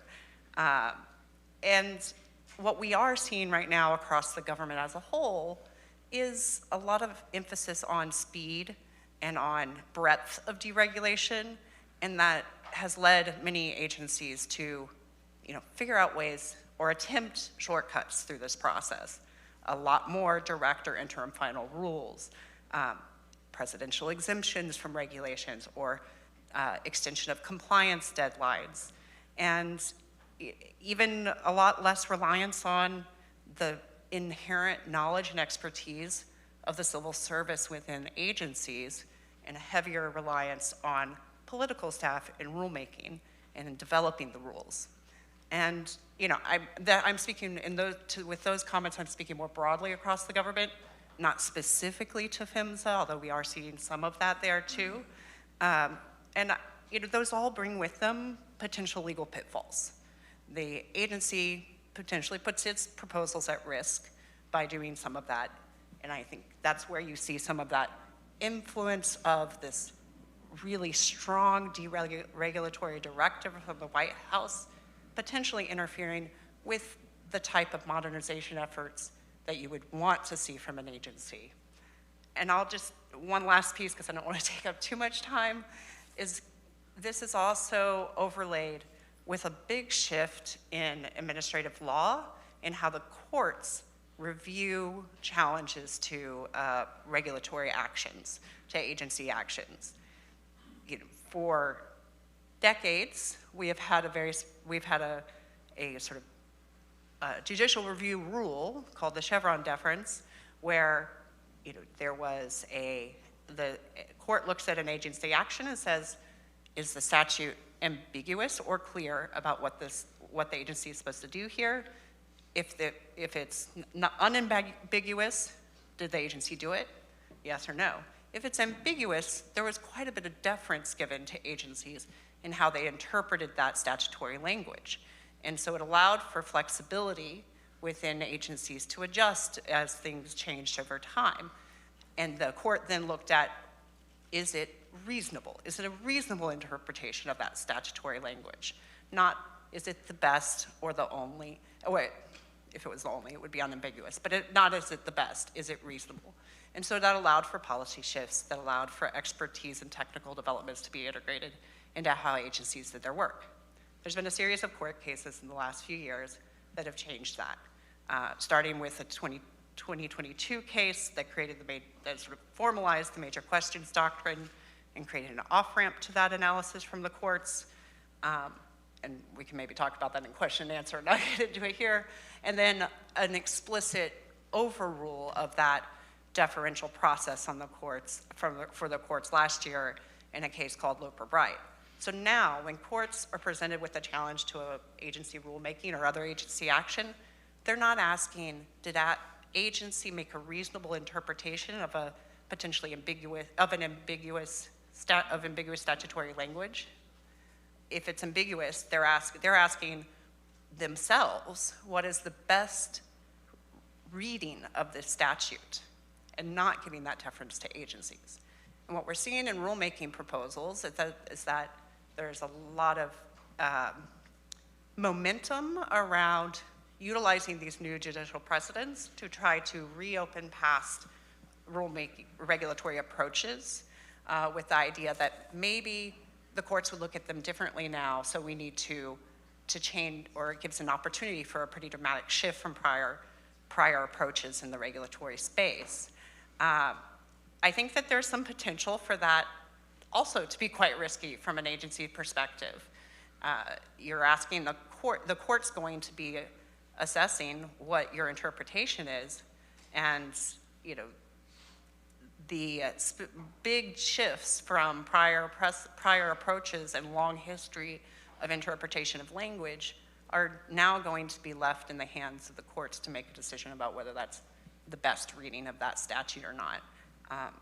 If we get into this later, we can talk more about what that actually means for rulemaking. But there's a lot of change happening right now, and there's a broader context to this deregulatory effort than sort of the narrower technical aspect of what PHMSA may want to do in the civil staff. Okay, thank you. I'm going to go back to the narrower aspect of this and ask Alan another question. And if you could put on your I'm no longer at PHMSA hat and maybe give the audience a sense of what it means to move something, as I mentioned earlier, from a mandatory measure to a voluntary measure. And Hannah just gave us the examples of rules that the agency has worked on for quite a long time or are legally required to promulgate, and perhaps they're being put aside for a number of years at this point. What does that mean? How does it feel to be someone who is working at PHMSA, perhaps, or if you could project that? I might need you to clarify moving from mandatory to voluntary, but because we work within the continuum of performance-based to prescription, and Gary Kinney, said it appropriately yesterday using surgical terms. At PHMSA, we like to say often we're threading a needle to dial it in because there are so many complex issues to deal with. But when we talk about reg reform, we're really not shifting, unless you're thinking of an example I haven't thought of making something that's currently mandatory, taking it out, and now just do it if you want. It did, where we've dealt with that issue is, say, with reference standards. When we first issued the underground gas storage rule and we adopted the standard for underground storage, we said, okay, every should word in that standard will be shall, and you have to comply with it. And that didn't work well because there were some shoulds in there about how you use contractor resources that we were forcing people to do. So we had to retract that provision, and that was a case where we had an unintended consequence of doing that. But the expectation, and as the we've said a lot, is words matter, and if there's a word like should in the code, it means that okay, you do it if it applies. If you don't do it, you need to justify it. So, is that what you were driving at? Yeah. Also, as you know, there is discussion about whether SMS, the safety management system, should be mandatory or not. Now, that's not a change with this administration, but having that kind of robust discussion, about the potential benefits for something to be required versus something to be recommended. Yeah, no, I appreciate that. The focus on SMS, and William brought up a great example earlier about aviation, which the agency also looked to, as well as the medical community and nuclear, as far as our approach to SMS. And it was really about, and the focus, and you've heard this, we didn't initially, when I was there, want to make it a federal minimum standard. You'll hear time and time again, we drive it, and everyone knows this, Part 192 for the gas code or 195 for the liquid code, it's a minimum standard. And we didn't want it initially, at least out of the gate, to be just relegated to a federal minimum standard. That is a negotiated outcome, and through that process of deliberation with all the stakeholders, it really minimizes it. So we initially, as we were promoting and as the standard was developed, we were cheerleaders in really promoting the adoption of it. So yes, it was voluntary, it wasn't incorporated by reference into the code, but the thought was that only then could we really realize the true potential rather than relegating it to a minimum federal standard. So fast forward to today, we had, or say the agency had issued a study on the adoption of SMS.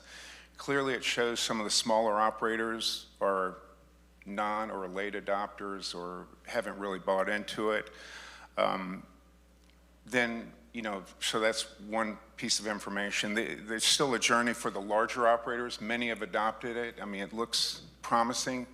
But the smaller ones in particular are a problem area with that. And that's where I think the new standard for 1173 that addresses more of the smaller operators, I'd like to see how that is adopted and embodied and implemented.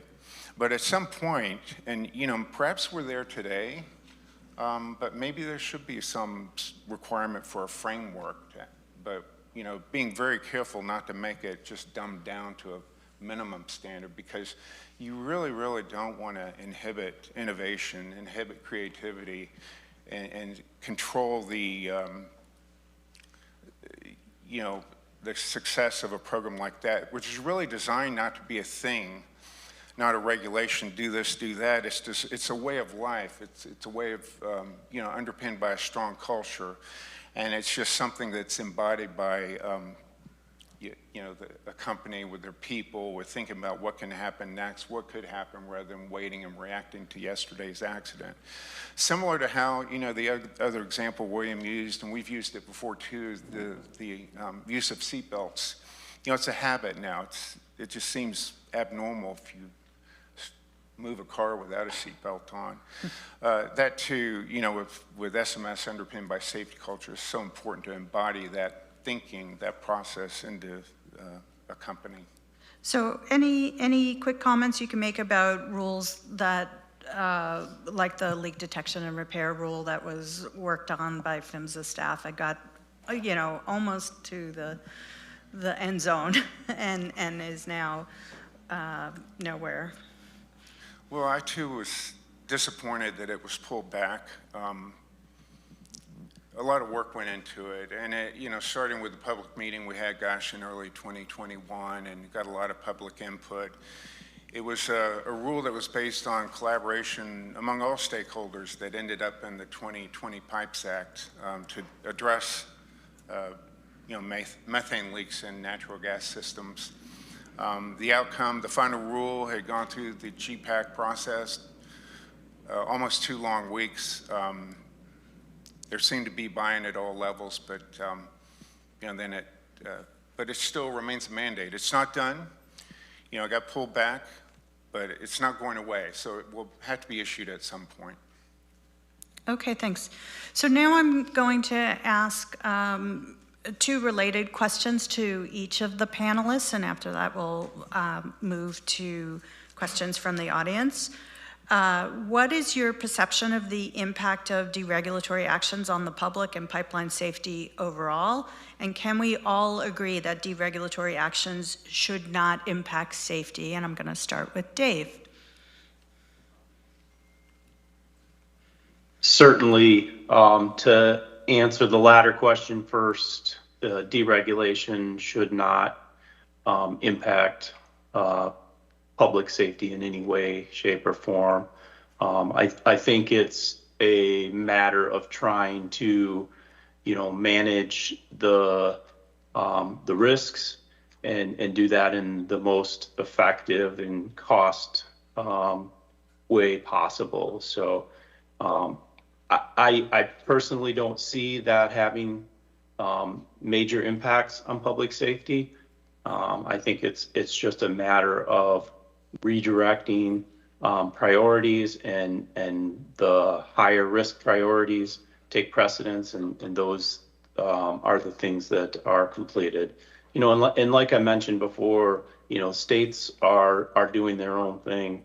We've seen one state recently that has gone through all the other states' regulations and looked at those and pulled the best from each of the other states and incorporated that into their own regulations. And states are doing that with industry guidelines too. So I would say states are looking at it from a holistic approach and trying to find the best path forward and continue to advance regulations, and not necessarily just focused on deregulating.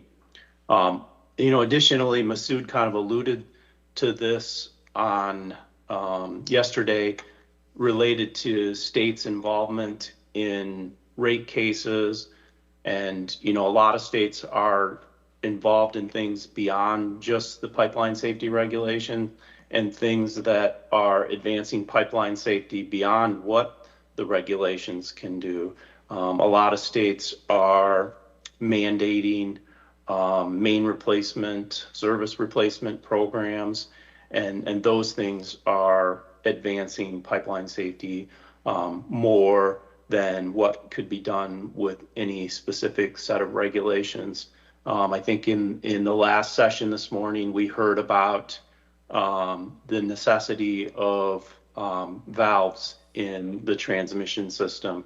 And I can tell you from our perspective here in Michigan, We have definitely supported that with our 2 large transmission operators in the state. One has already installed 180 valves in their 2,500 miles of pipe, and including way beyond what the requirements of the regulations are.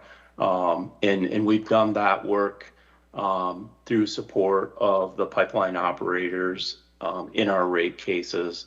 And, you know, our second largest operator from a transmission perspective is also doing a similar type of program. So we can have impacts on pipeline safety from a state perspective that are beyond just new regulations.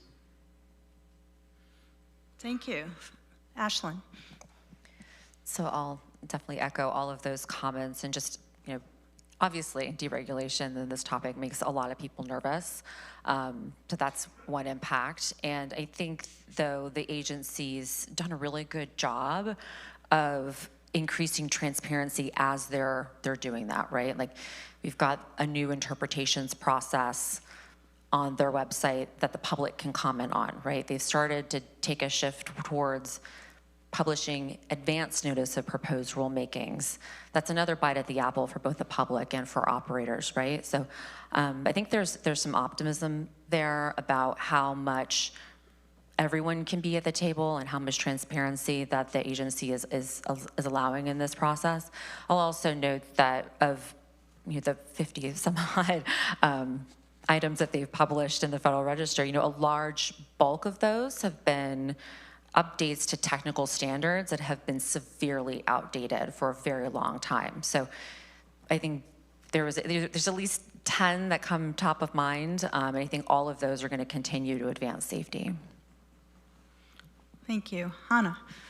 Well, I think all of us across the table will agree that we wouldn't want to see deregulatory efforts impact safety. Whether our interpretation of those actions and whether they actually do that may differ. I think it's, you know, it's still quite uncertain what the impact of this deregulatory agenda will be at PHMSA specifically. You know, they've put out a call, and I appreciate the AMPRM efforts and they've put out an AMPRM requesting you know, comment on what kinds of things they might want to look at. But at the same time, they're also de-emphasizing statutory mandates to address known gaps in regulation. And you know, the CO2 rule and leak detection rule are a significant piece there. And that's concerning from a safety perspective. And there, you know, more broadly, you know, again, uncertainty, because a lot of this is still in early days of PHMSA. There's been some technical updates, but the sort of broad breadth of what deregulation looks like there is, we just don't know yet.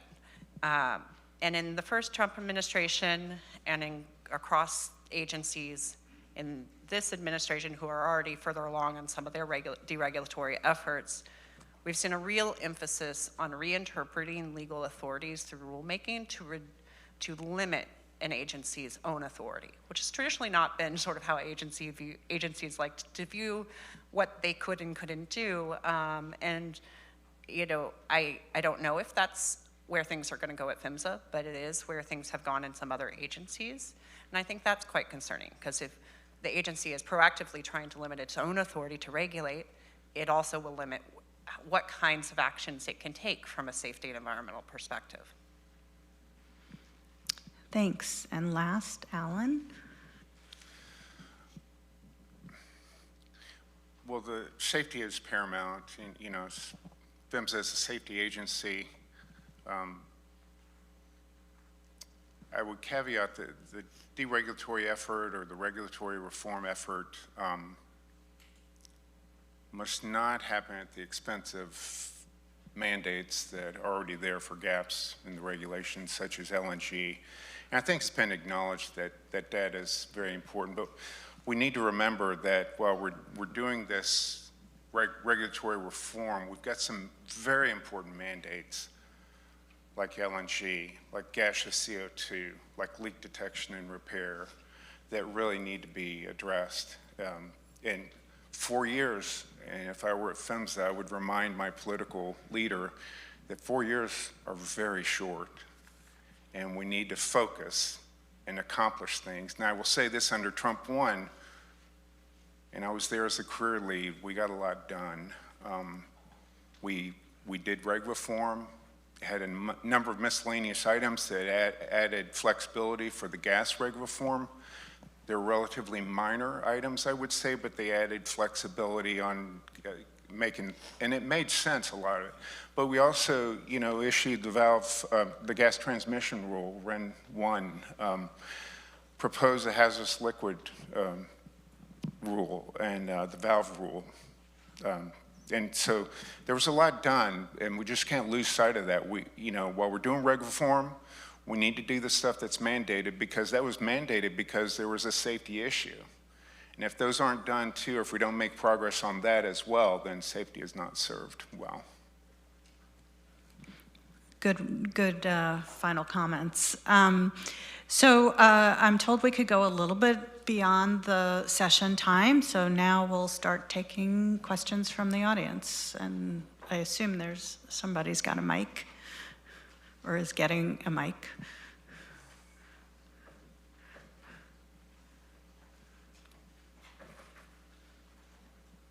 They're coming.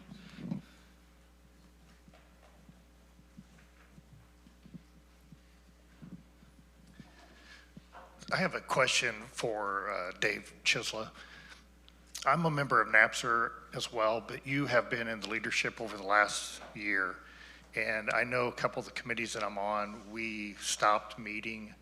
I think in one case, PHMSA wasn't allowed to attend one of our meetings. And I just wondered if you could kind of explain a little bit about the relationship recently with PHMSA and the states.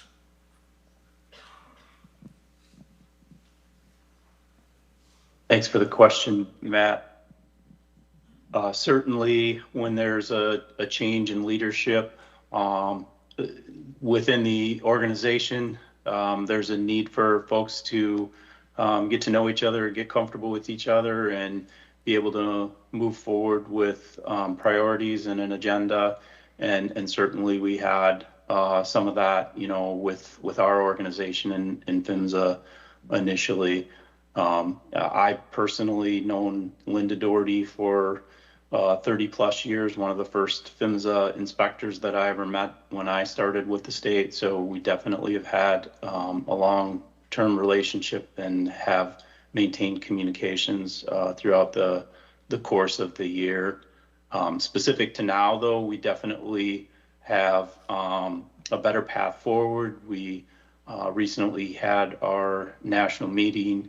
Had PHMSA leadership at the national meeting. We're able to talk to them, both have them present at the meeting, and then ultimately have some conversations with the leadership, two one-on-one. So that's definitely improved over the last several months. Now that everybody's getting to know each other and aligning with priorities and agendas, and we recently had another meeting just last week with the leadership also. So we're going to continue to foster those relationships and the partnership with PHMSA as we move forward.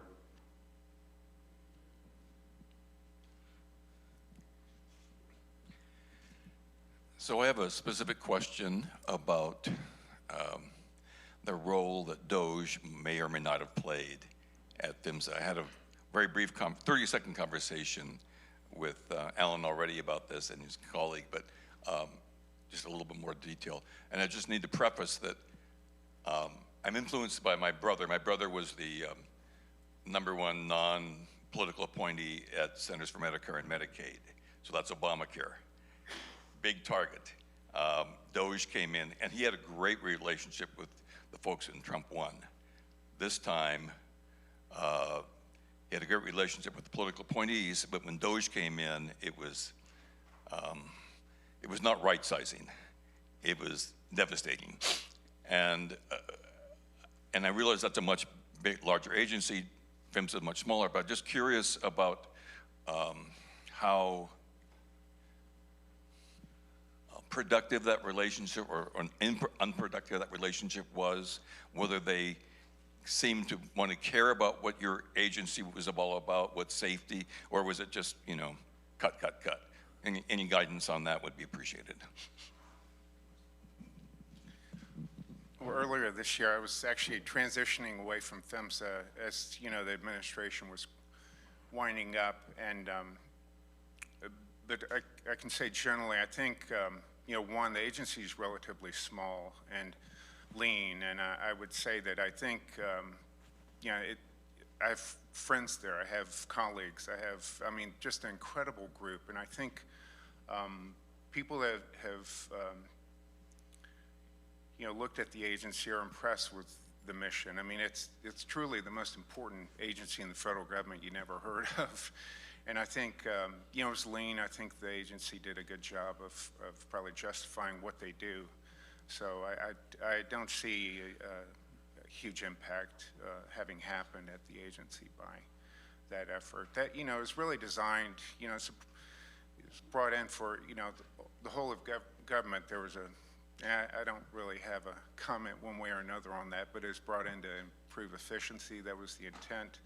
But, you know, PHMSA was already lean. So, and therefore, I think, you know, that I took advantage of the deferred resignation program. A few others did. And I think that probably satisfied the need to, you know, address any sort of staffing issues. And like I said yesterday, PHMSA is hiring. In fact, if you want to be a part of the solution, please consider a job at PHMSA. I would say it's a great place, and I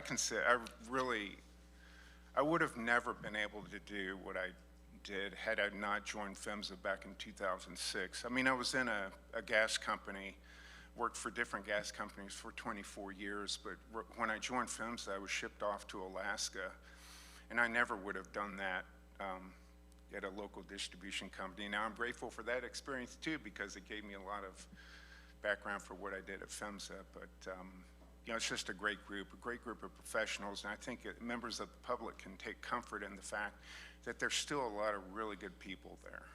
So. I didn't plant the Alaska comment. Go ahead. Can I add a quick addition to that answer real quick? Yes. Okay. I just want to note a couple of things. So I generally agree that I think PHMSA sort of got off without a lot of impact from the initial DOGE onslaught. There were other areas in the government that there was more focus on. They may have just sort of been under the radar, but also already had quite a bit of a, you know, a very lean operation that didn't sort of attract the same level of attention. But there are some initiatives that were started through that process, separate from the just calling programs piece, that I think is still worth being sort of on the lookout for what it may mean down the line. And in particular, I'll just, you know, how they approach rulemaking in the future. There's a lot of initiatives that were started with the DOGE effort. One that I'm kind of looking out for is this idea that they're going to use AI to identify deregulatory opportunities. What does that actually mean? Does that mean they're going to sort of have some tool go through and say these lines of code need to be pulled out? Or is it going to mean we're going to identify potentially rules that you could undo and that should go through the regular process, et cetera, in a more meaningful way? I don't know yet. And I think there's still some things to look out for there, while I do agree that I think PHMSA largely sort of got away unscathed from the initial onslaught. Do you have a comment? Yeah, just insofar as, you know, industry has been attempting to be helpful in this process, right? We've absolutely been advocating for PHMSA to have more subject matter experts in the budget to do so and to make sure that those safety initiatives are happening. And they probably will go through like the regular process. I cannot imagine all of that wonderful staff of the Standards and Rulemaking Committee. I cannot imagine them having. They probably would have a lot to say about just handing over like an AI process to go through a rulemaking. I'm sure they still want to use their brains and go through the regulatory process. Over here.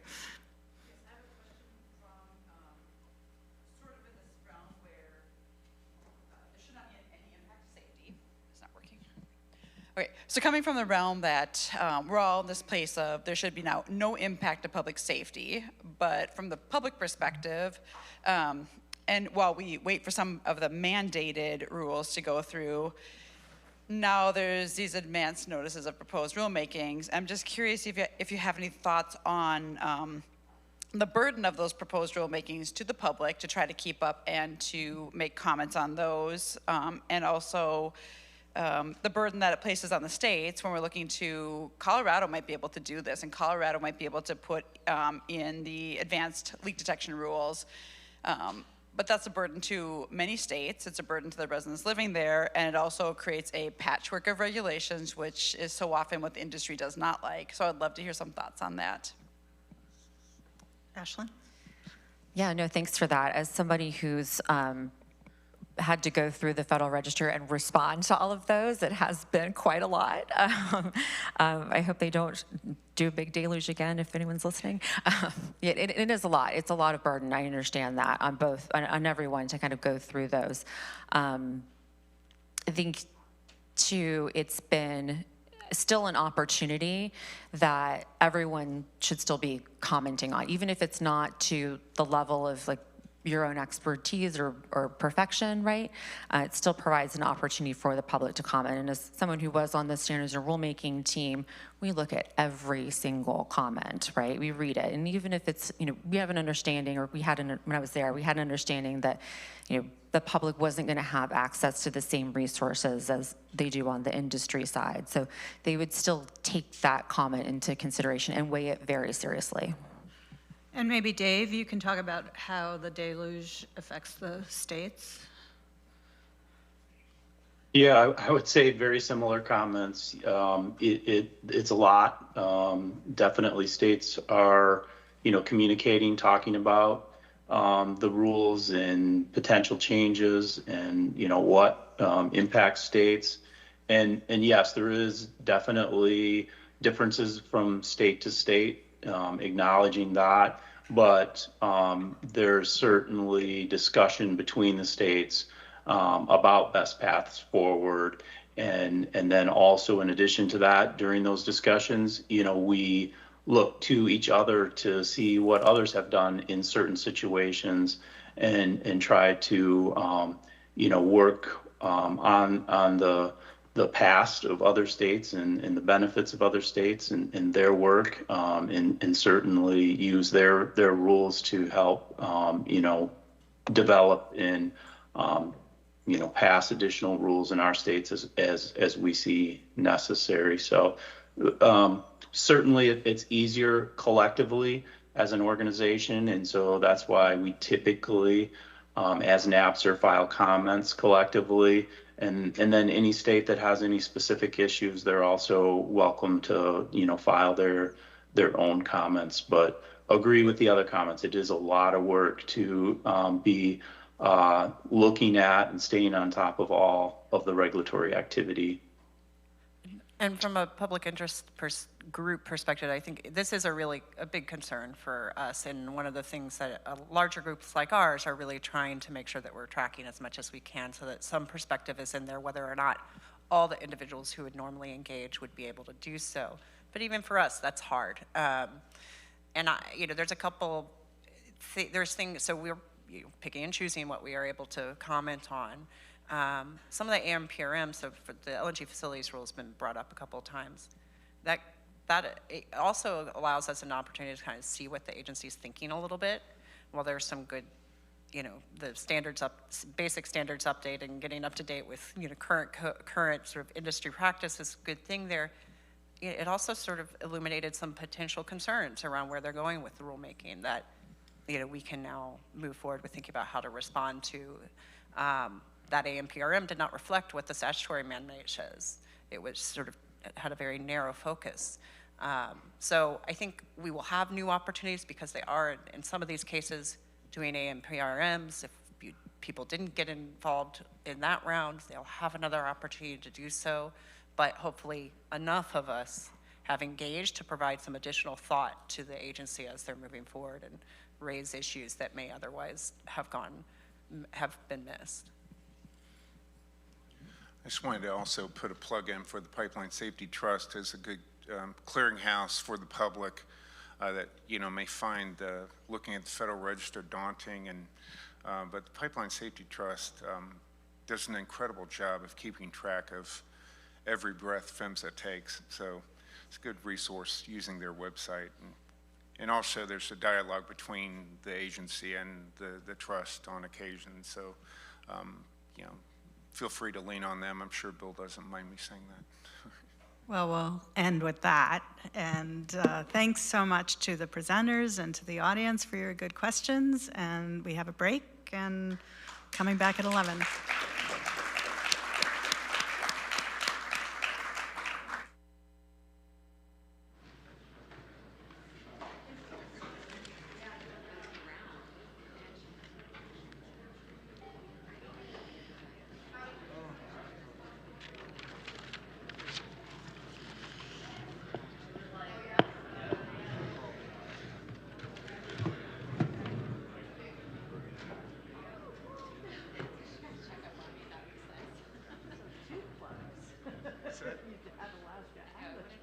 I know. I love that.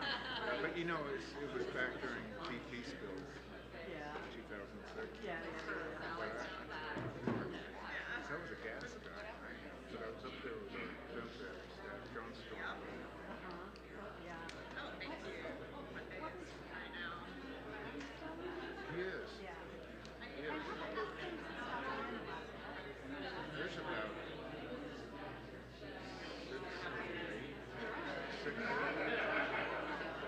not in the Joint Pipeline Office. They're on Northern Lights. Or that's kind of on.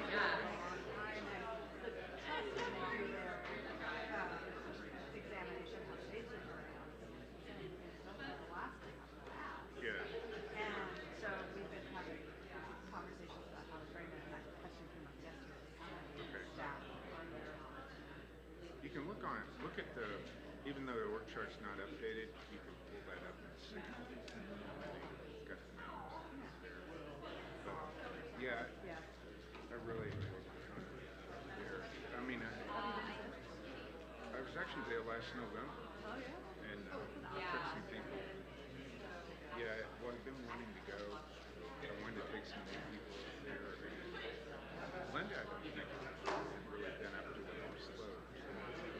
She got her up there to meet folks. It'd been a while since I had been there.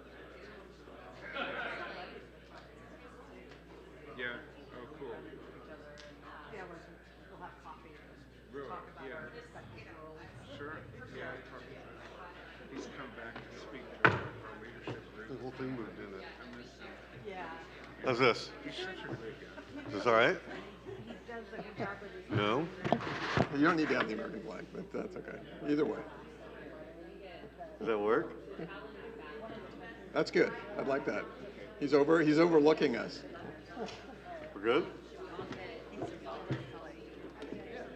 Really? Oh, gosh. He's glad I haven't talked to him about that. Well, it's good stuff, though. He's good at that kind of Right. I think you're the So, anyways. All right, well. Thanks for Oh, pleasure. doing this. See you again soon? Yeah. All right, take care. That was easy. Yeah. Photo bomb.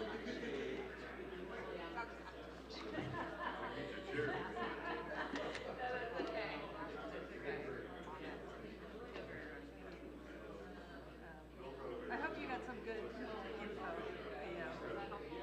I mean, that's always part of my job as a moderator. To stuff. Oh, good. Too much information.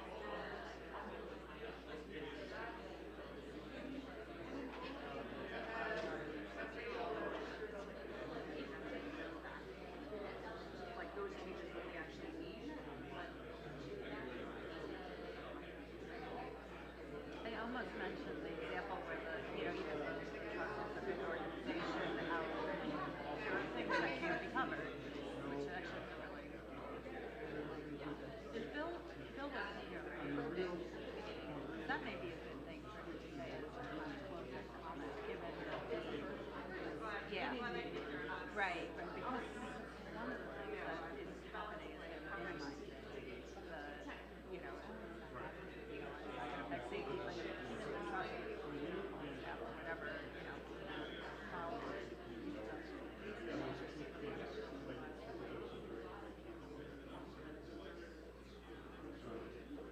yeah, yeah.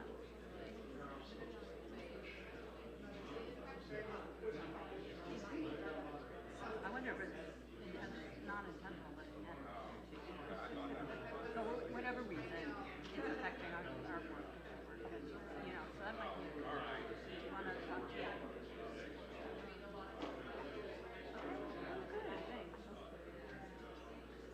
I knew, I saw you. And I looked at you.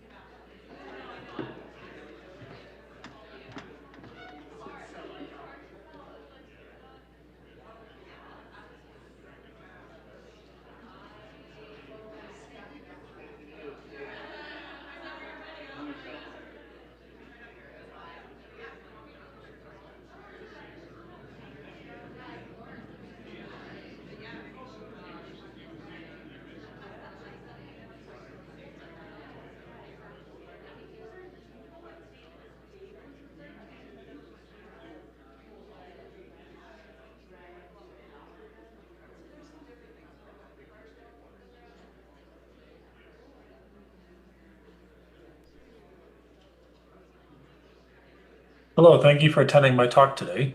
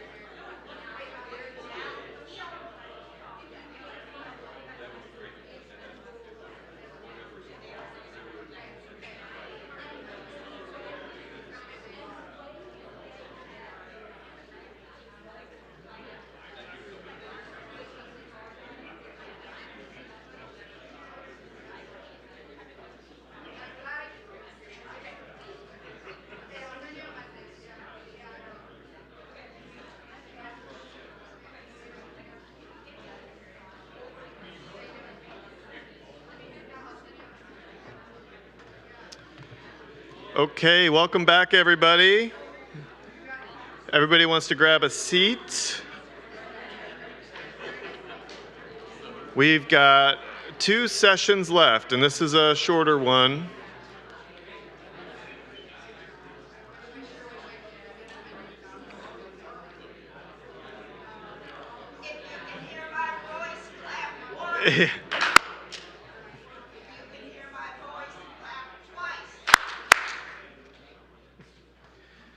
Well, I remember from when my kids are teenagers now, but I remember when they were little, we would do the Quiet Coyote. Well, welcome back, everybody. So this next session, Kirk Jalbert, Dr. Kirk Jalbert, is presenting. Unfortunately, he had a family emergency, and so he pre-recorded this. We're going to play the video. A lot of you are familiar, and a lot of you are probably not, with a recommended practice, best practice adopted by API, the American Petroleum Institute, and that's 1185, and it's about public engagement. There was a long time, there was a push for public awareness around pipelines, which is really this kind of one-way direction from the operator to the people around the pipeline to be aware of the pipeline, aware of the risks, things to look out for, what they should do around it. And we are now moving towards public engagement. And I say we as a member of the public, but the industry is as well. And that's more two-way, where each group really hears the other group, responds, and it's not just that one way. Something that API did on this was really commendable, is they brought in a true public caucus. Sometimes on some of these standards, the public caucus is like adjacent to the industry, and this really was a true public caucus. There was a really strong public voice. We had Beth Wallace, who's now our board president. She was representing NWF. We had David Kane, who represents a lot of tribal interests. They're both here. Carl Weimer, our former executive director, was a co-chair of that effort. Kirk Jalbert, who you'll hear from, was part of that effort. Mark Hareth over here was part of the effort with the industry. Alan Mayberry, who you've heard a lot from, was part of it with PHMSA. It was a really great effort. But now that it's adopted, how is it being implemented? And more broadly, beyond 1185, how effective are various implementation strategies on any public engagement process? So we're proud to work with Kirk, Dr. Jalbert, and his team at University of Buffalo on a research project to kind of answer those exact questions. And while Kirk wasn't able to be here, someone from his team, Kelly, over here in the corner is, and she did a great job on this, facilitating the siting activity yesterday. So we miss Kirk, but in his place, we have this wonderful video about the project that Kirk and Kelly are working on. And I'm not advancing.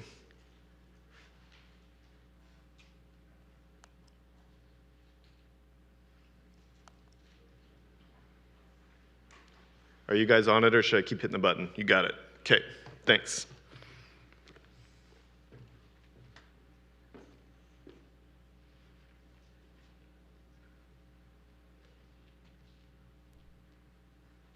Hello, thank you for attending my talk today. My name is Kirk Jalbert, and I am a professor at the University of Buffalo in the Department of Environment and Sustainability. Unfortunately, due to a bereavement in my family, I'm not able to join you in person today. The purpose of my presentation is to report on the second year of an ongoing study that we are conducting called Examining Best Practices for Enhanced Public Engagement. We are conducting this work with support from the Pipeline Safety Trust.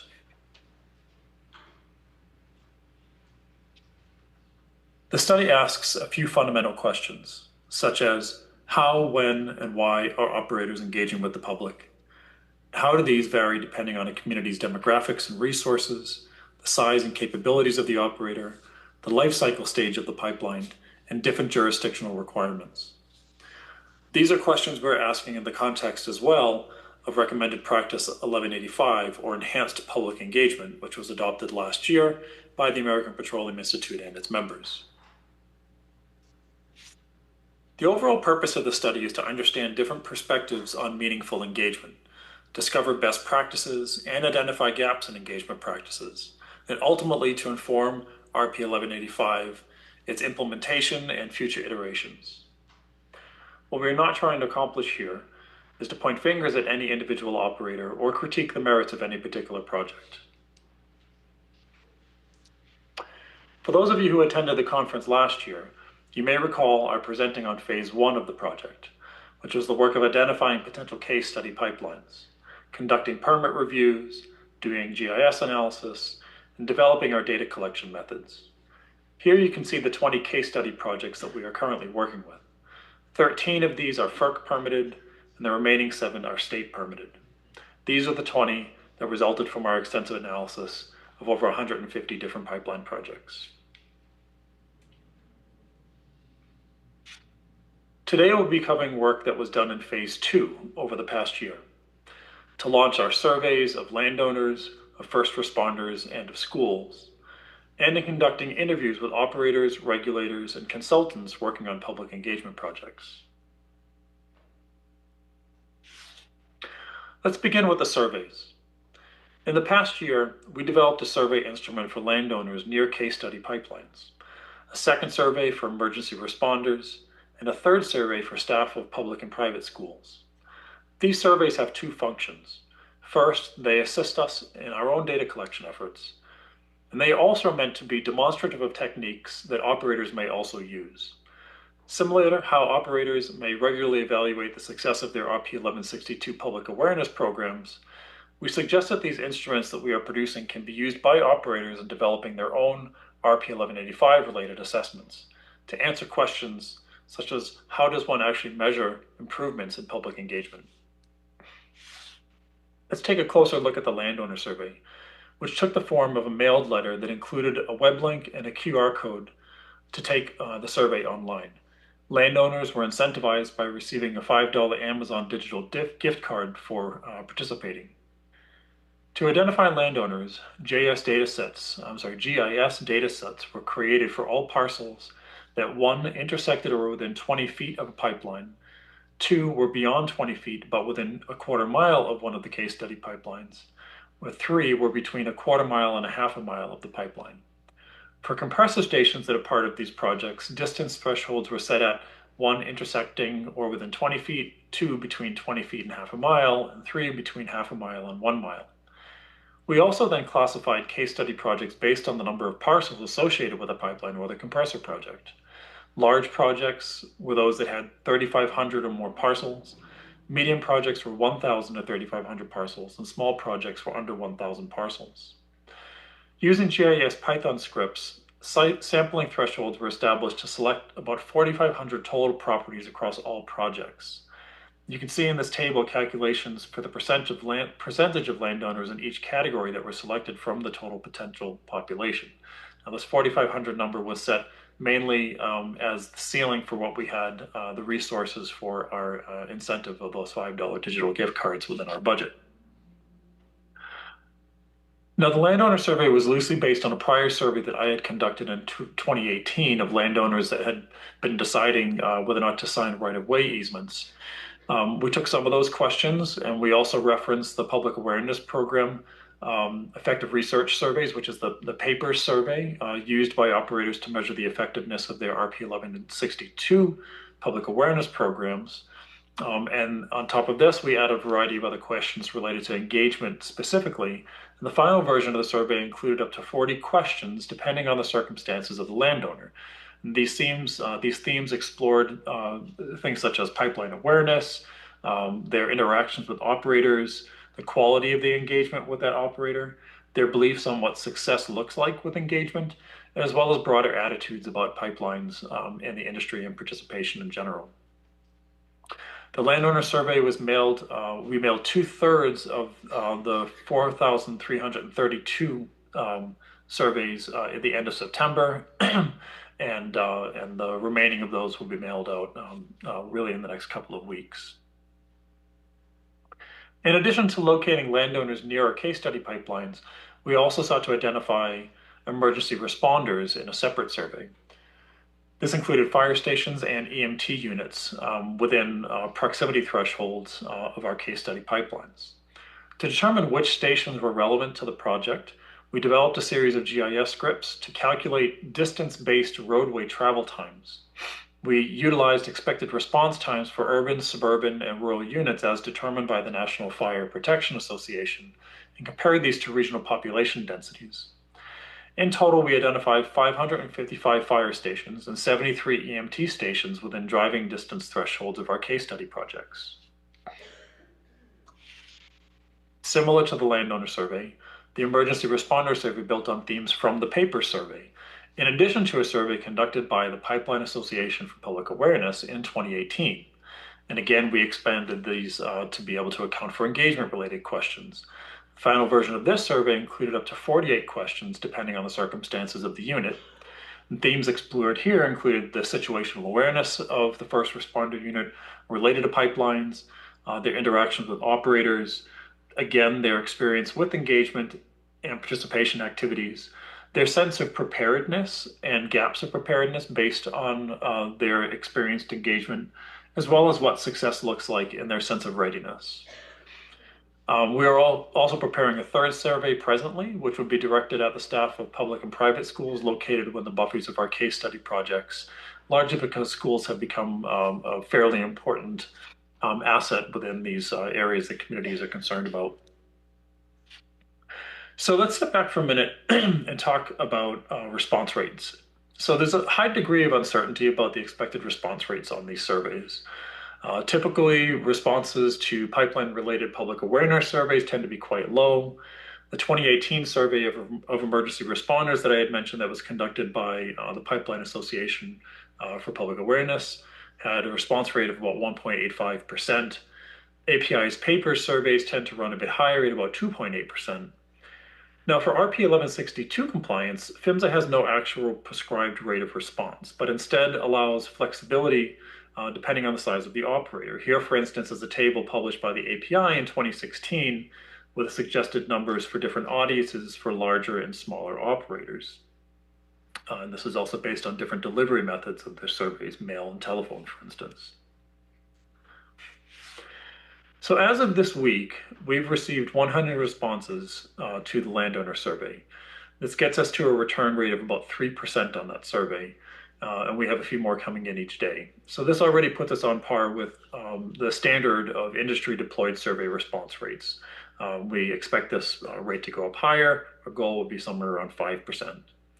We've done some preliminary analysis of high-level results that I can share with you today. Again, these will change as more come in the door. But first, let's talk about the pool of respondents that we've received so far, this 100. So of these responses, they represent 16 of the 20 different case study pipelines that I showed on the map previously. Several respondents had properties that were proximal to 2 or more of those pipelines. If you recall from last year, we intentionally selected some projects that had overlapping properties.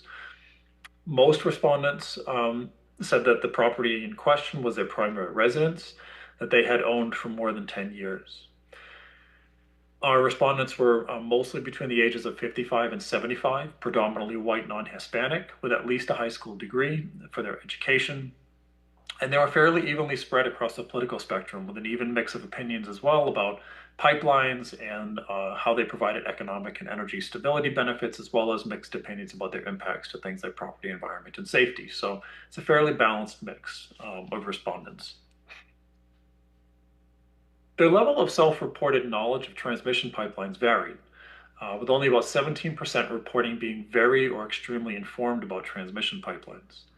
When you look at their reported sources of information, we find that a substantial number of respondents find operator-provided information online, followed by hearing information from friends, family, and neighbors, and then ultimately public news outlets.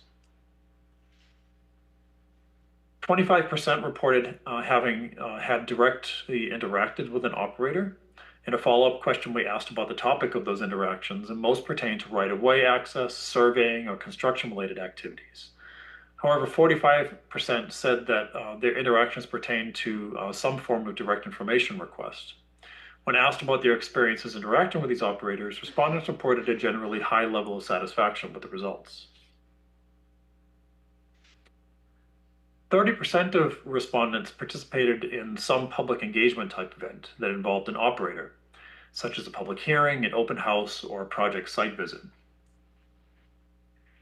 What was interesting is that only half of these respondents knew which operator had participated in the event.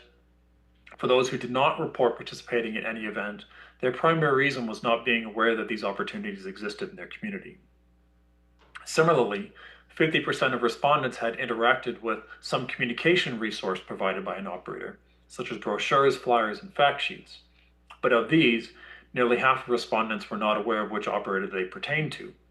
It's possible these may be general industry-related materials such as 811 call before you dig programs that are not operator specific, but it's just noteworthy that in both of these cases, the individuals did not know which operator they pertained to, both the engagement event as well as the communication item. Following on this, we asked a series of questions to understand what respondents felt were the characteristics of doing successful public engagement. We found that respondents weighed a wide range of factors as important. Listening respectfully to the public and including them early in decision-making processes topped the list, followed by a handful of things that I would characterize as information and event access related topics, such as timely response to information requests, meetings being easy to attend, public feedback impacting decisions, etc.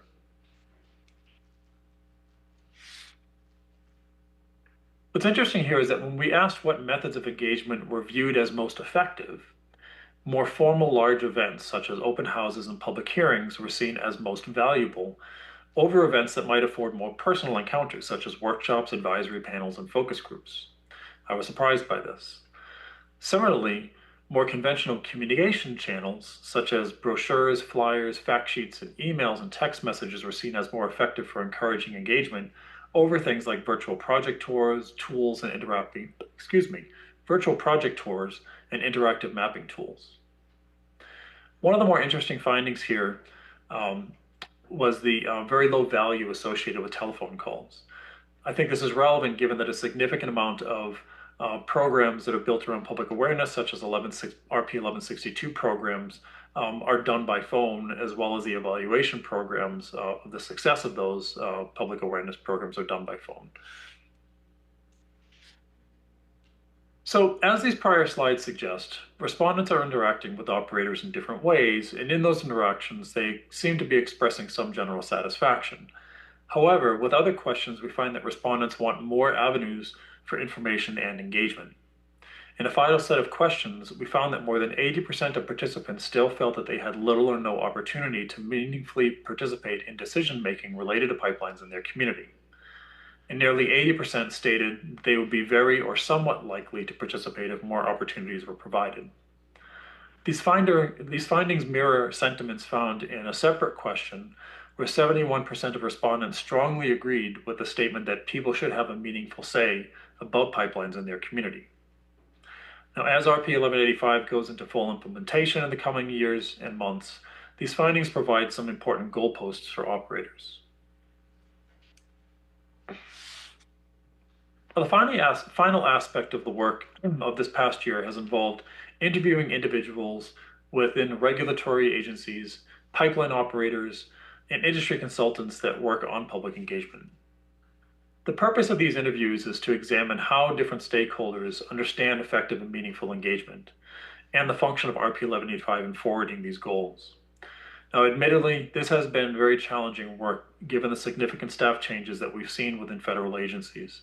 To give some perspective, nearly 2/3 of the individuals that we intended to interview in PHMSA, FERC, DOE, and other agencies have left their position in the last year. We've had comparably better success with operators who have volunteered to participate, which has been extremely valuable and very appreciated. So I'm making a broad appeal today to regulators and operators in the room. We need your help on this aspect of the work. And if you've not yet participated in our interviews but would be willing to, the QR code on this slide will take you to a simple intake form where you can enter your name and contact email. We will follow up after this conference to schedule a time to meet. Note that these are IRB-protected, privacy-consented interviews, and we're also willing to share our questions in advance so they can be internally reviewed if necessary. I'll take a moment here so you can record this QR code.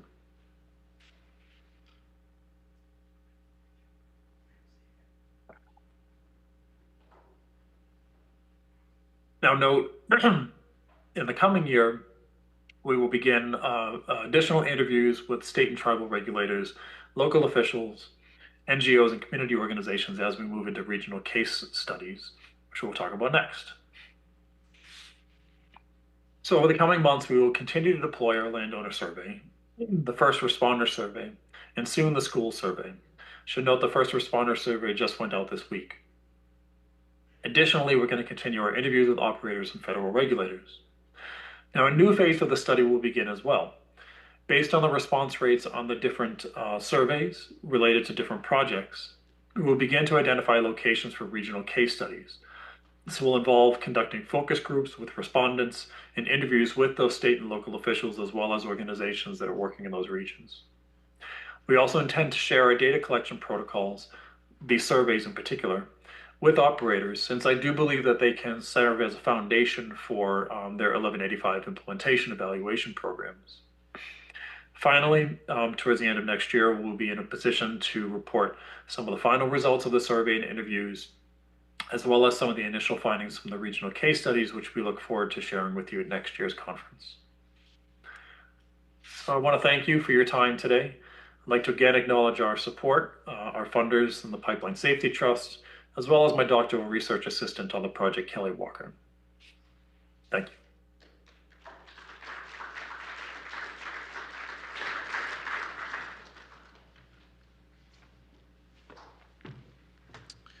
Thank you, Kirk, and wish you could be here today, and yeah, our hearts go out to you and your family. If I could ask the panelists for our last panel to come up here and sit at the table. This will be the Ask the Operators panel. I'm going to pull this back so folks over here can see.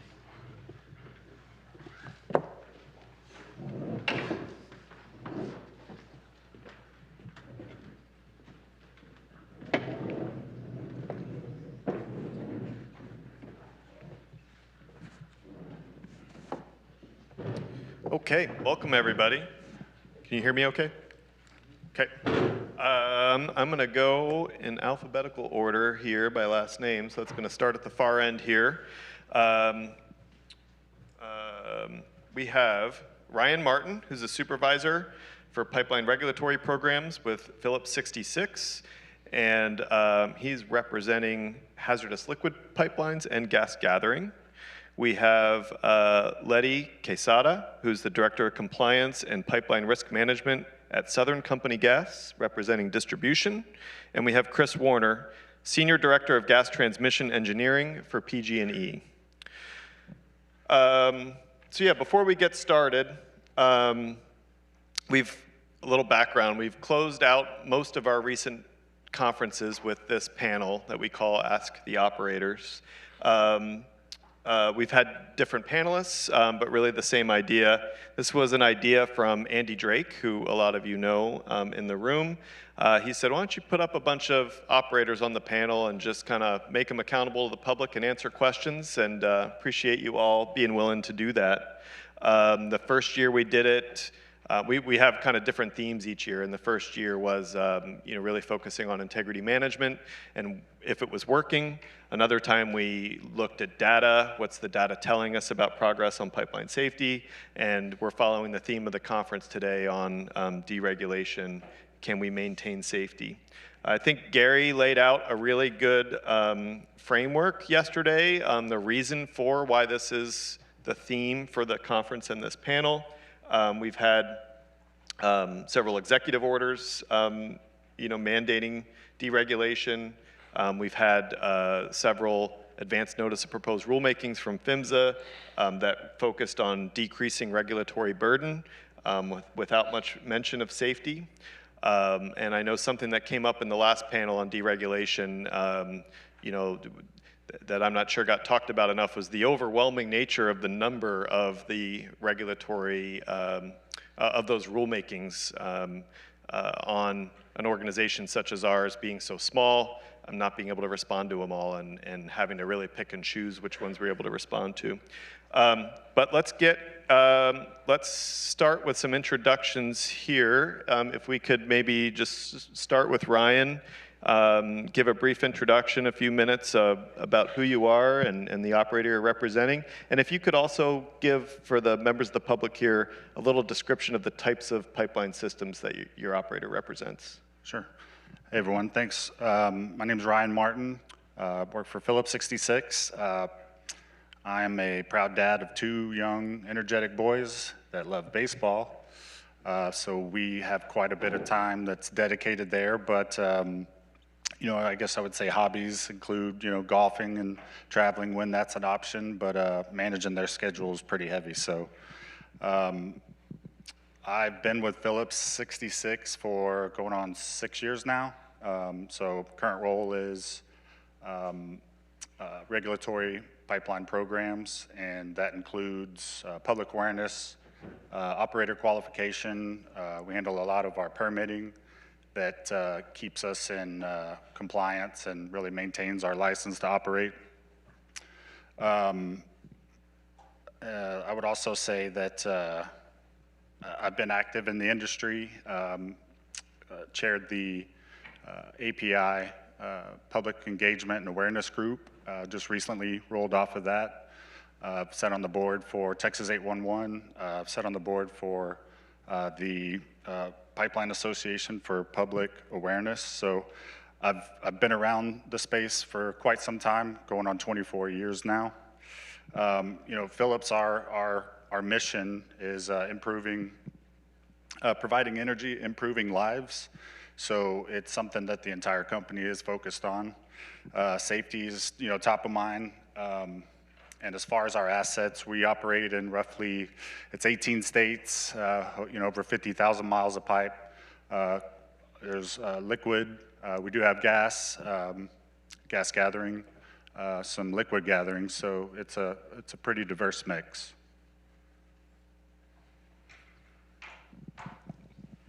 Good morning, everyone. My name is Letty Quesada. I am the Director of Compliance and Pipeline Risk Management for Southern Company Gas. Basically, in my role, I get to oversee the strategy for regulatory compliance for the entire enterprise, which I'll talk about in a little bit, what all that means. Part of my responsibilities include not just the regulatory compliance team, but also the quality assurance team, the public awareness teams, as well as our distribution integrity management teams, but do get involved in pretty much every aspect of the organization. And making sure that we are meeting those regulations, whether they be federal, whether they be state, or whether they be local requirements that we have to follow. Been in the industry for 34 years, and I'm happy to say that all 34 of those have been with one company. So I am a lifer with them. By education, I am a mechanical engineer, and I do serve on various industry committees. One that I am most proud of is the Gas Piping Technology Committee, also known as the GPTC. I have been the chair of that group since 2013. And very much a group that I look forward to working with. We are the group that puts the meat, excuse me, puts the meat to the bones. I should have brought my water. We put the meat to the bones to the PHMSA regulations. They tell us what we need to do, but not how to do it. So we are a group that's made up of industry, the public, regulators, manufacturers of the gas products. And together, collectively, we are a consensus committee that puts that together. So very excited about that. And a little bit about Southern Company Gas. We serve about 4.5, thank you so much. We do serve about 4.5 million customers through 4 utilities, local distribution companies: Nicor Gas in Illinois, Atlanta Gas Light in Georgia, Virginia Natural Gas in Virginia, and Chattanooga Natural Gas in Tennessee. The company does own and operate over 70,000 miles of distribution pipeline, over 2,500 miles of transmission pipeline, which is integrated with our distribution system. We do also operate aquifer storage fields that are also used as part of our distribution system. We also have some LNG peak shaving facilities that we use also all as part of our distribution system. So thank you for having me here today, and I really look forward to some meaningful discussion and conversation. Morning, everyone. My name is Chris Horner. I am the Senior Director for Gas Transmission Engineering for Pacific Gas and Electric. And in light of the remembrance that we had this morning about San Bruno, I do want to emphasize that we are one of those companies that has had their incident and has learned from it. And in talking with the gentleman yesterday, is it Gary, about the challenge after an incident like that, the big challenge for us as a company 15 years on is how do we keep people aware and impacted and committed to making sure that never happens again.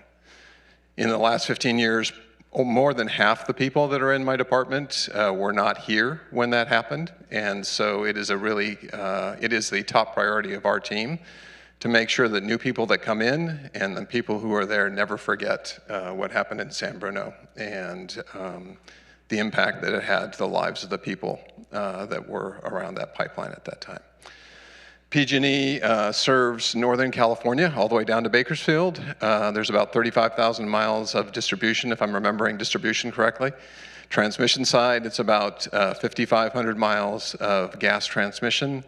We're unique in that over 20% of our gas transmission assets are in high consequence areas or moderate consequence areas.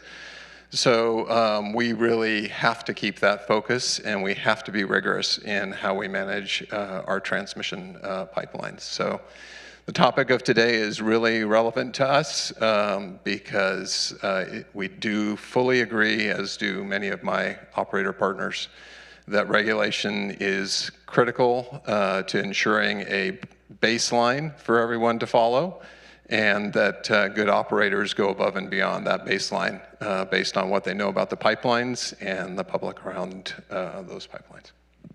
Yeah, thanks everybody. I think something that's come up, a theme that's come up is, the idea of a periodic regulatory review, and that being best practice. Completely agree. I think Alan called it a spring cleaning. That makes a lot of sense. But a lot of, as we talked about, the executive orders and the language in the AMPRMs seem to be stronger. So one of the concerns we have is how do we track the safety impact of these deregulatory efforts? Are we collecting sufficient data now, or will we need to collect more data and construct new metrics to track that? And I'll let you take that in any order you would like. Yeah, first and foremost, like we all said, we are looking at this more of a spring cleaning, looking at what are some of these older regulations that are out there. Are they still meaningful? Do we have new technologies today that can help us do what we used to do, but do it in a better way? And of course, we talked about without impacting safety, right? Well, I'm going to disagree with that a little bit. I think we have to impact safety, but it needs to be impacted in a positive way, right? So when you look at these, so we do not just advocate for change for the sake of advocating for change, but there has to be a reason behind that change. To give an example, we do leak surveys today. And the leak surveys, the instruments that we use are the same ones probably from when those regulations were first enacted.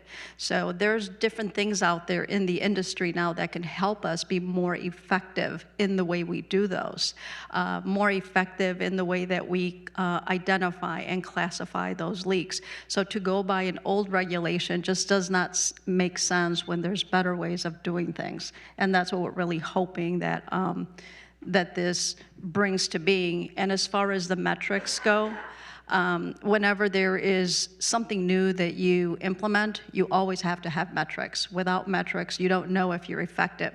The trick, though, becomes in identifying what are those metrics, right? And to that point, utilities capture a lot of metrics, and we report on a lot of metrics. And some of you may have even been to the PHMSA public data meeting that they held back in, I believe it was sometime in September. And the purpose of that meeting was really to bring all the stakeholders together and talk about, let it be a forum to really discuss what are the metrics that PHMSA has today and what are they using them for. And I can tell you that as an operator, I was surprised at how many metrics they actually have, which ones they use, which ones they don't, and might there be an opportunity in the future to change those up.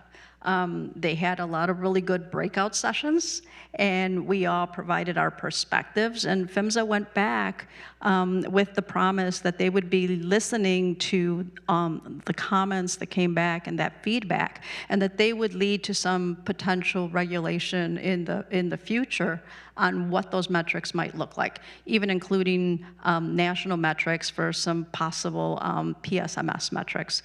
But we'll see where they go with that. Thanks, Lydia. I'm going to just real quick, though, you mentioned the PHMSA meeting on data, and you said all stakeholders, and I just want to point out that the public was not invited to provide their perspective on that. But I agree on all agreeing on the metrics that we should be using going forward, and looking forward to that work. Sorry. No, it's fine. I think you know the metrics that we submit to PHMSA has increased substantially over the last few years.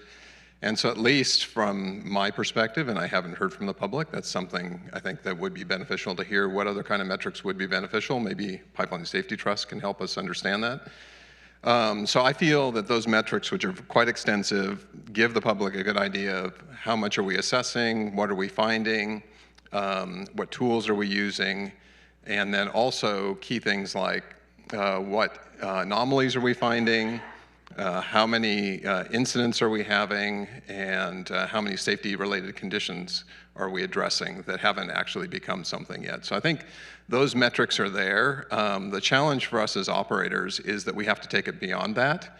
And the best way that we have found that is to ask ourselves the question, since San Bruno, we've had the mantra that we will be the safest, most reliable operator in the US. That's words up on the wall, but what does that mean? So how do we measure ourselves to make sure that we're the safest, most reliable operator? And so we've worked with other operators in INGA and AGA to understand where our metrics lie relative to them. Metrics like how much of the percent of the system is ILI'd, how many dig-ins are we having per 1,000 miles, how many incidents are we having per 1,000 miles. And then when we see where we lie, that then drives us to go to other operators and say, how are you doing this in ways that we don't know? So you heard the other day that PG&E has one of the best damage prevention records in the US, and California as a whole does. We do, but we don't in terms of agricultural use. We have one of the worst incident rates. And so that is a key priority on my team, to look at technology, talk to other operators, talk to the farmers, and find out where is that disconnect that while we have a great damage prevention overall, we have a weakness in the landowner agricultural side. And so it's metrics like that, as you work with other operators, as you listen to the public, that then begin to inform you on how to improve your system and become better. Yeah, I'll just add, you know, we're in an industry where, you know, 99% isn't good enough. We're striving for that 100%, right, to get, you know, perfection on safety. So it's always the goal.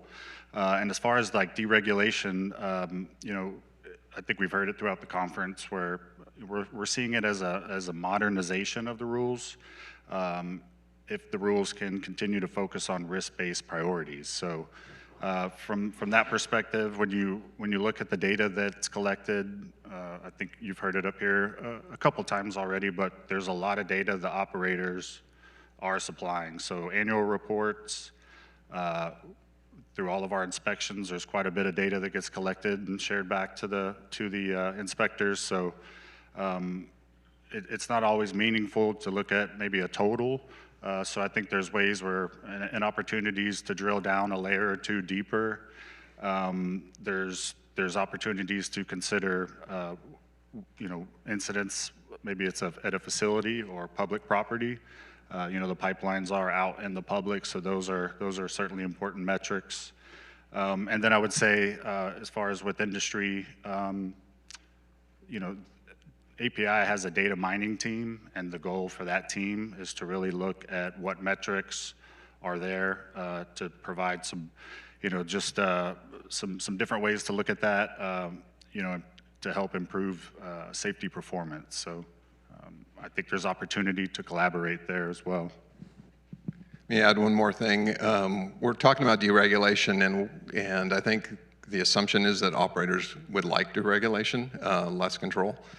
In talking to my fellow operators at INGA, actually the opposite is true.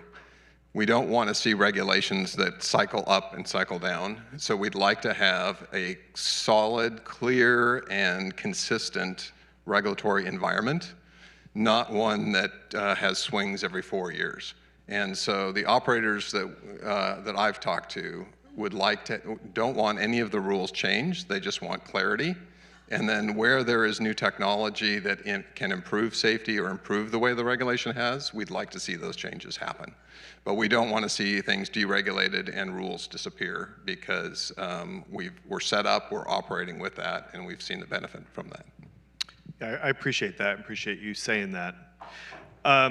We've mentioned a few times over the last couple days about this steep drop of enforcement at PHMSA. So I'm curious from the operator's perspective, what you see, what is the role of enforcement in pipeline safety, and should this drop concern the public? Yeah, I can start with that one, if that's all right. I would say that from our perspective, the inspections remain thorough. We are not seeing a drop in any of the volume of our inspections. Just on our liquid side, we're already 60% increase in the time spent with inspectors. So that is not the issue as far as anything around a lack of focus on safety. There could possibly be just a lag in some of the reporting. So there's a new administration in place. It's been less than a year. So I think hopefully as that paperwork and that process gets better and gets submitted and tabulated and calculated, we'll start to see some of those numbers you were talking about, Bill, maybe come up. Okay. Yeah, thanks, Ryan. I think that addresses, the answers the question of should this drop concern the public, but what do you see as the role of enforcement in pipeline safety?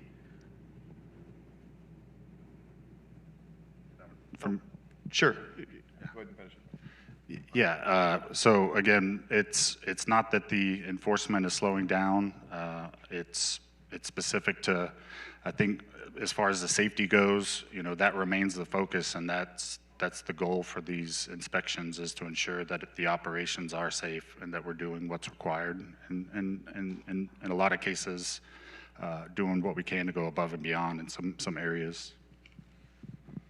Yeah, I think Ryan said it well. I think the importance of enforcement is twofold. One is to ensure that our understanding of the regulations is consistent with the intent of the regulations and how it's being applied. Some of the regulations, you heard about how skilled the writers have to be.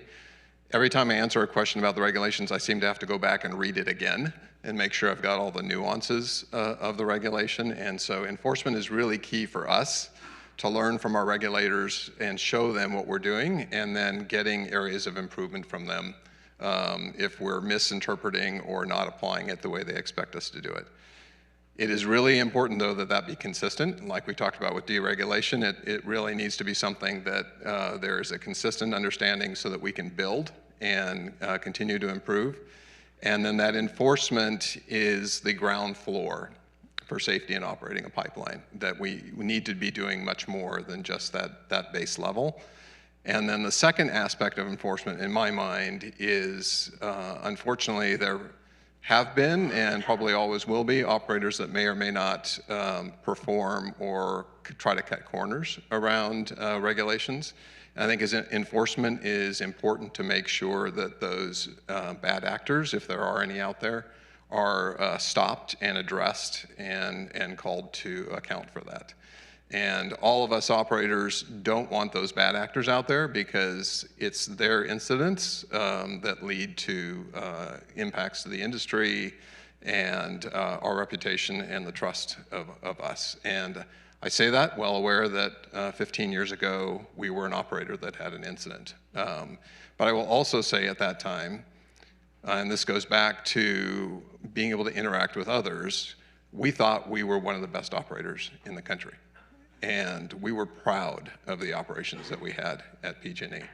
And it was that incident that opened our eyes to how much further we had to grow. Yeah, from an LDC perspective, and I'm going to talk here specifically for Southern Company Gas, we have not seen a drop in enforcement. As a matter of fact, we have seen an increase of enforcement.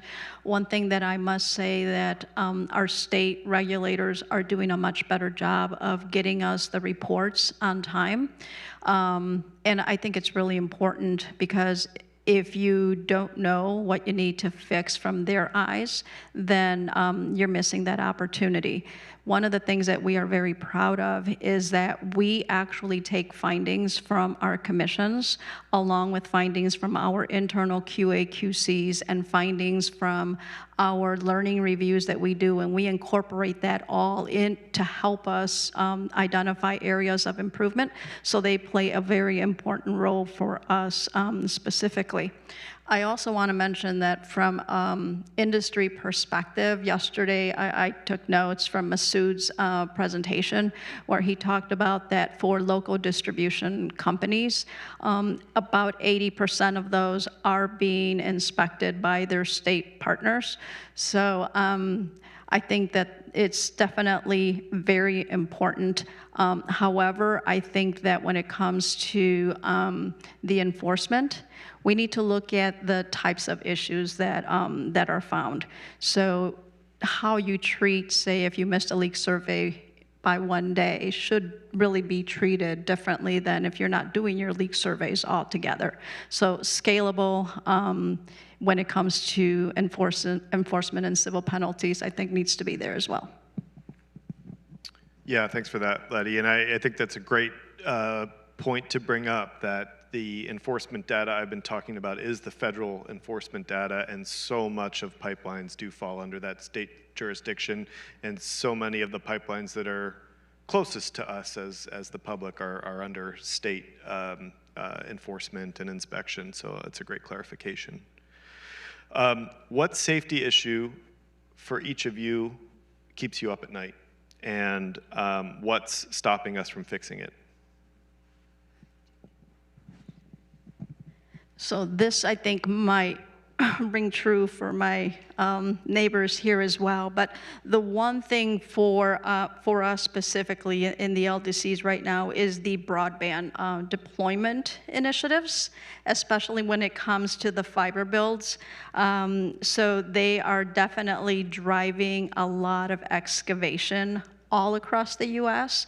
And while these are efforts to narrow the digital device, they are operating with very aggressive schedules. Often, I don't want to say secretive schedules because there is a lot of competition among them, but what this is doing is this is putting a lot of strain on the operators who have to go out to locate these projects in a very short period of time, and sometimes in an effort to try to get these marked as soon as possible, then we may be making errors in locating, or there may be delays in locating. And so I just want to quote, and I'm going to read off of here because I want to make sure I get this right. So according to the Common Ground Alliance 2024 DIRT report, that indicates that telecom activities, which includes the fiber broadband, are now the second leading cause of excavation damages, accounting for 23% of all damages across the U.S. And so we do know that PHMSA does offer grants to the states and to damage prevention programs. And those grants do require that there is some kind of adherence to the 9 elements for effective damage prevention programs. However, what we're seeing is that the grants that are being issued for the fiber builds, specifically through agencies, like BEAD and things like that, they don't come with that same type of requirement. So I think that we as an industry would be very supportive, and we have been talking to folks about advocating to make sure that when these projects, these grants do get issued for these projects, that there is an allocation for damage prevention programs, whether that be establishing best practices, right? Educating their employees about damage prevention excavations, reporting, and in general, following one-call laws. So also, I think it's no surprise, we talked about this, I heard this in somebody else's presentation as well. Not all the states have robust laws when it comes to damage prevention and excavation damages. So as a whole, that puts us as an industry also at a disadvantage. And we're doing the best that we can to try to minimize that. But I can tell you that we have a model within our company. And we say when it comes to excavation damage, it's a shared responsibility between the operator as well as the excavator, right? And there's problems on both sides that need to be fixed. But we say there's only certain things that we can control. So, and my regulator's here, so he'll appreciate this. We say we live in a glass house, and therefore we can't be throwing stones. When we fix our house, then watch out. We will be throwing stones, but we gotta fix our house first.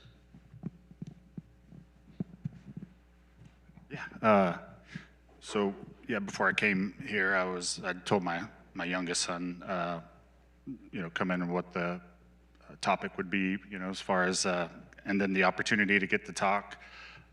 So I had an idea that this question might come up. So I'd said, what do you think, keeps Dad up? And he said, yeah, folks not calling before they dig.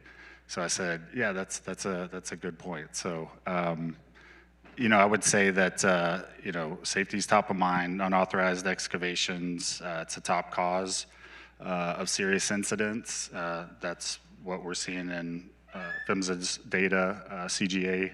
There's a lot of different sources for tracking that. And so as an operator, we continue proactive programs on our public awareness side, and then even stepping that up into the engagement piece as well. So as far as kind of what's stopping, I think what Letty had said, I would second that. There's challenges with the call before you dig laws, across the various states. So, looking into eliminating some of these exemptions would certainly be a step in the right direction. So I think I already mentioned ag damage. That's probably the one that keeps me up the most at night. But to play on the third-party damage, it is the leading cause of pipeline damages in the U.S. And enforcement, we're going back to the enforcement word. I would love to see more enforcement on the state level. We do a lot to chase operators that haven't done a one call and then make them pay for the damage, and educate operators as to how much it's going to cost if they actually hit us. But if we had a really strong enforcement arm, that would help. We can report them, I think it's to the Better Business Bureau and other bureaus, to get some action taken, but it's not very strong. So stronger enforcement. And then the other thing that keeps me up at night is, Eric mentioned also, is cultural. So that we always stay alert to and not complacent with how good we are doing, and we're always looking for that new threat that may surprise us out there, so that we can address it before it finds us.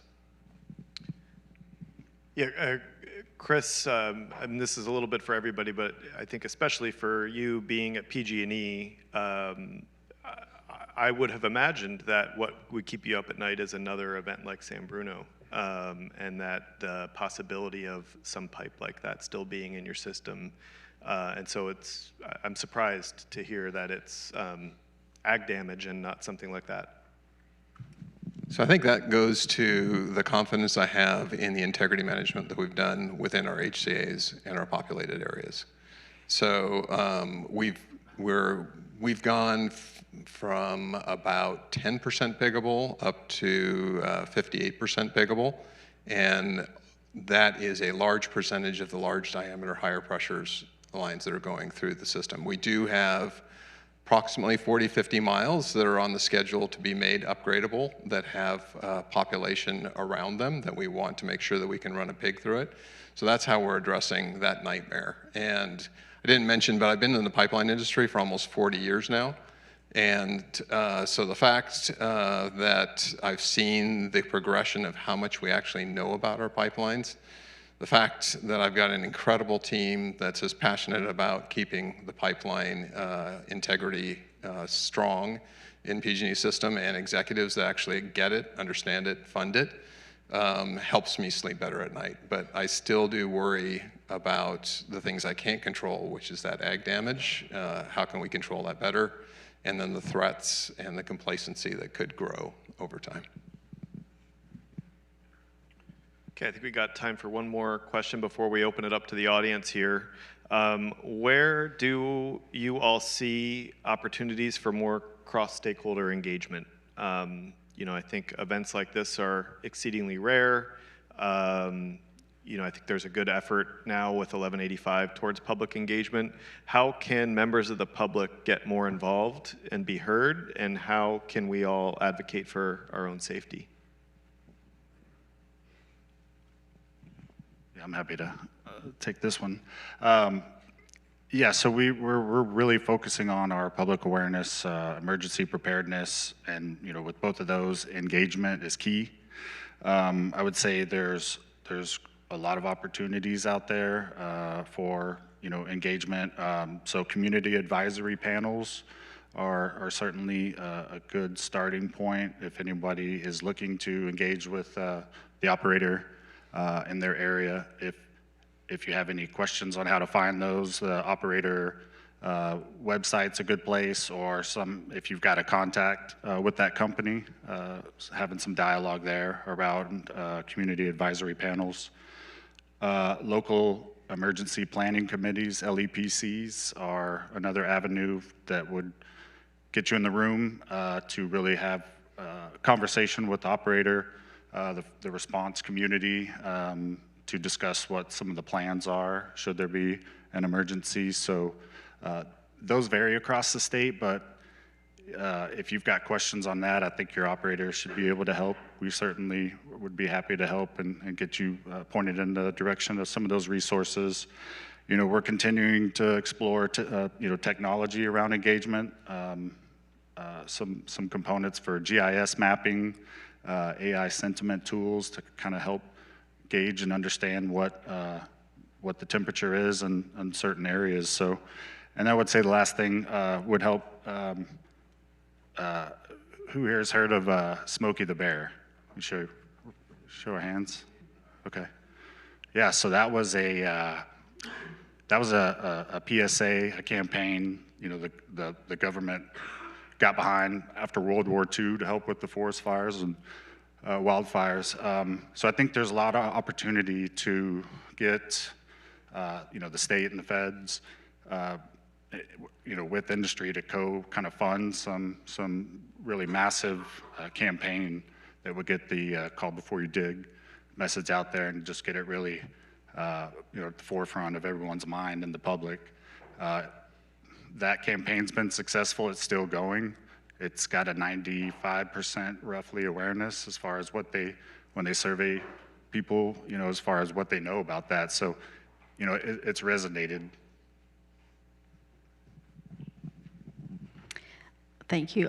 One of the ways I think that the public can get involved, and we are trying to do a better job as an operator, is really putting out there information. So whenever we have a large construction project that's going to be taking place, we will send out written letters to the impacted stakeholders that live there, explaining what we're doing, what the project looks like, and if there's any questions about that project, there's a contact name right on that letter. So that has been very successful for us. The other thing that I want to point out is that we also show up to a lot of the municipal meetings when they have information for their constituents. So we are there with representatives from the company to be able to answer some questions. And the other one that a lot of people don't think about is fire department open houses, right? So October is Fire Prevention Month. And so the gas companies typically will get invited to have a booth and talk about pipeline safety. And we start with the kids. So we have messaging for children, messaging for the adults, messaging for the emergency responders. And we are there, again, to answer those questions. The other thing that we are getting involved in is we are really advocating, I don't know how many of you have heard of this, but PHMSA's Pipeline Emergency Responder Initiative. It's called the PERI. We have, with PHMSA's help and support, along with our state regulators, we have stood up a PERI in Georgia, one in Illinois, and it really aims at how we, the utilities, can work together effectively with the emergency responders in handling emergencies. So I think those are some of the ways. Also, information on the websites. We do have information about the methane detectors on our website. So there's a lot of information on the website for the operators. So take a look at it. You might be surprised what you find there. That last one I think is really key. I think you might be surprised what you find on the website. So check there. I have to give props to this conference. PG&E's been here for the last 3 years. This is my first time. And I just was really taken by the chance to be able to interact, with a 16-year-old Truth and his father and friend, and just the seeing each other face to face, having open discussions, respectful discussions with each other, and beginning to build a relationship with each other, I think is so important. And I gave my name and number out to a couple people. I think you should reach out and start to build those relationships, and then we can understand each other better. And if there's technical concerns, maybe a call to a pipeline operator can help you understand whether or not that really is a significant concern or not. And if it is, if it's a bad actor, maybe the pipeline operator will even be able to help you understand, what some of your options are. So I think this is just such a unique and needed forum in our world where we're so divided. And I just love the fact that everybody's coming together.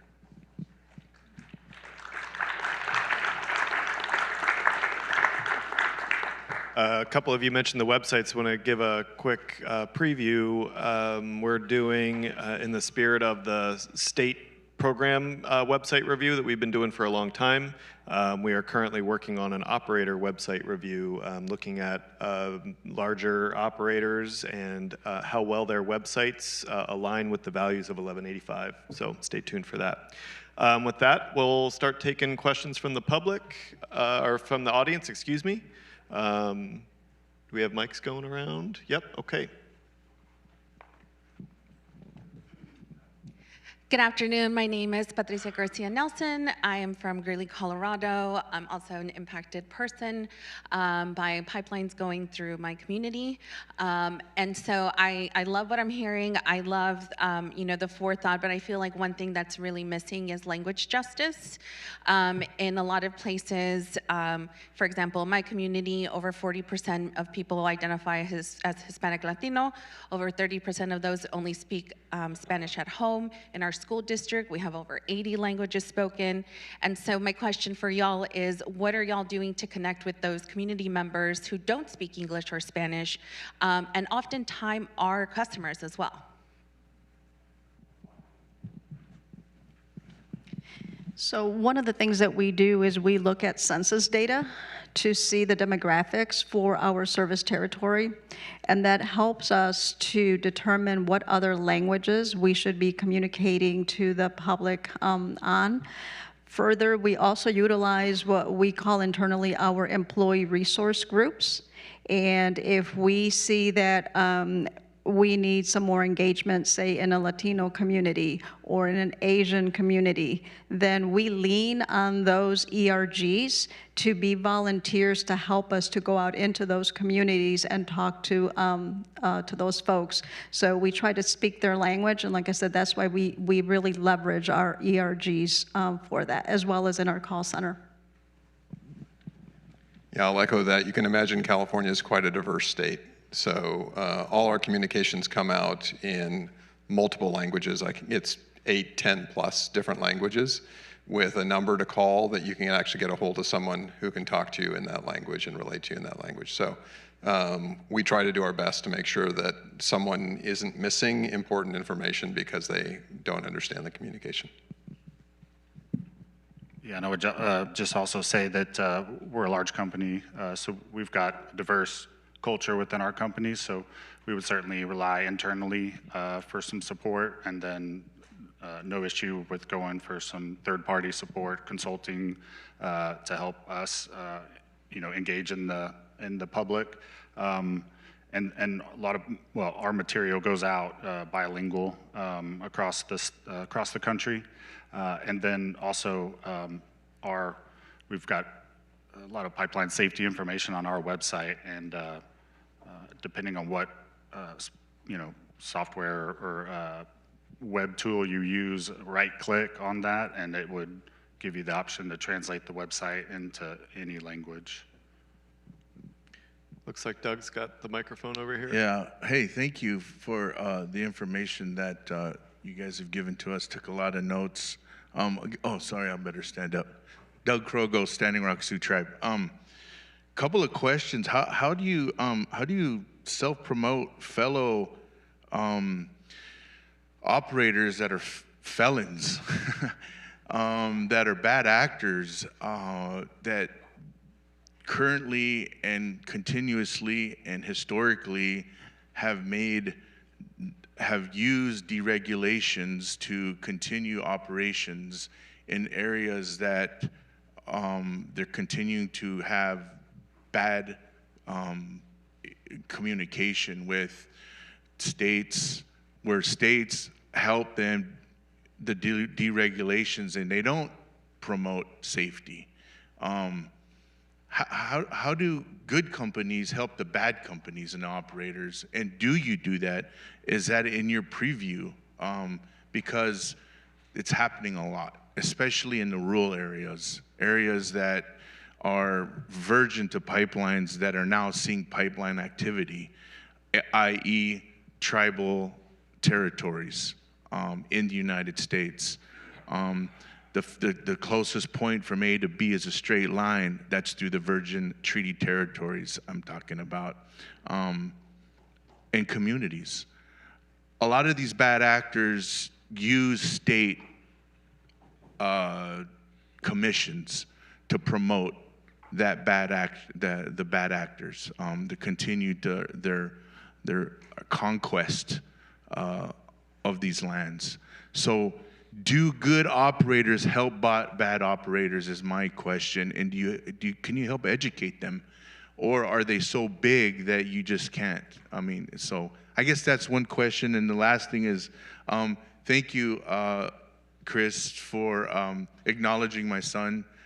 He's learned a lot, and I know I'm just kind of going off script here, but he remembers you, and he remembers a lot of things that is happening, and I guarantee he will be giving a report next week to his class on this. So the small town of Mobridge, South Dakota, where we'll be affected, that's real close to the Missouri River. They get the Missouri River water, which is about, 60 miles downstream from a pipeline that is damaging. It could damage your water. So he will be talking a little bit about it. So that's my question, is do you guys help and promote each other?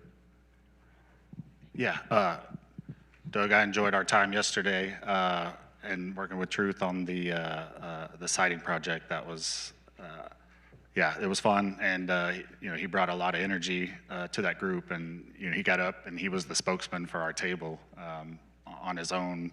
You know, he took that on his own. It was pretty impressive. So as far as you know, bad actors or operators that pose challenges, you know, collaboration is a big thing as far as what, you know, what I'm focused on and what our team is focused on. So we're often hosting calls with other operators to see what new things they're doing, to see how to you know, combine and unite forces and get the 811 message out, or to really just bring that message out. It's a unified message. But you know, I would say PHMSA's got liaison, I forget the name of their title, but they're liaison reps. Community liaison. That's it, community liaison. And their primary focus is to get the public in contact with people, with experts. So those should be a good resource to help and navigate through some of that. Doug, I want to say that that's a challenge I'll take with me. I will say that we, as I mentioned earlier, operators get together. I'm on the Pipeline Safety Committee for INGA.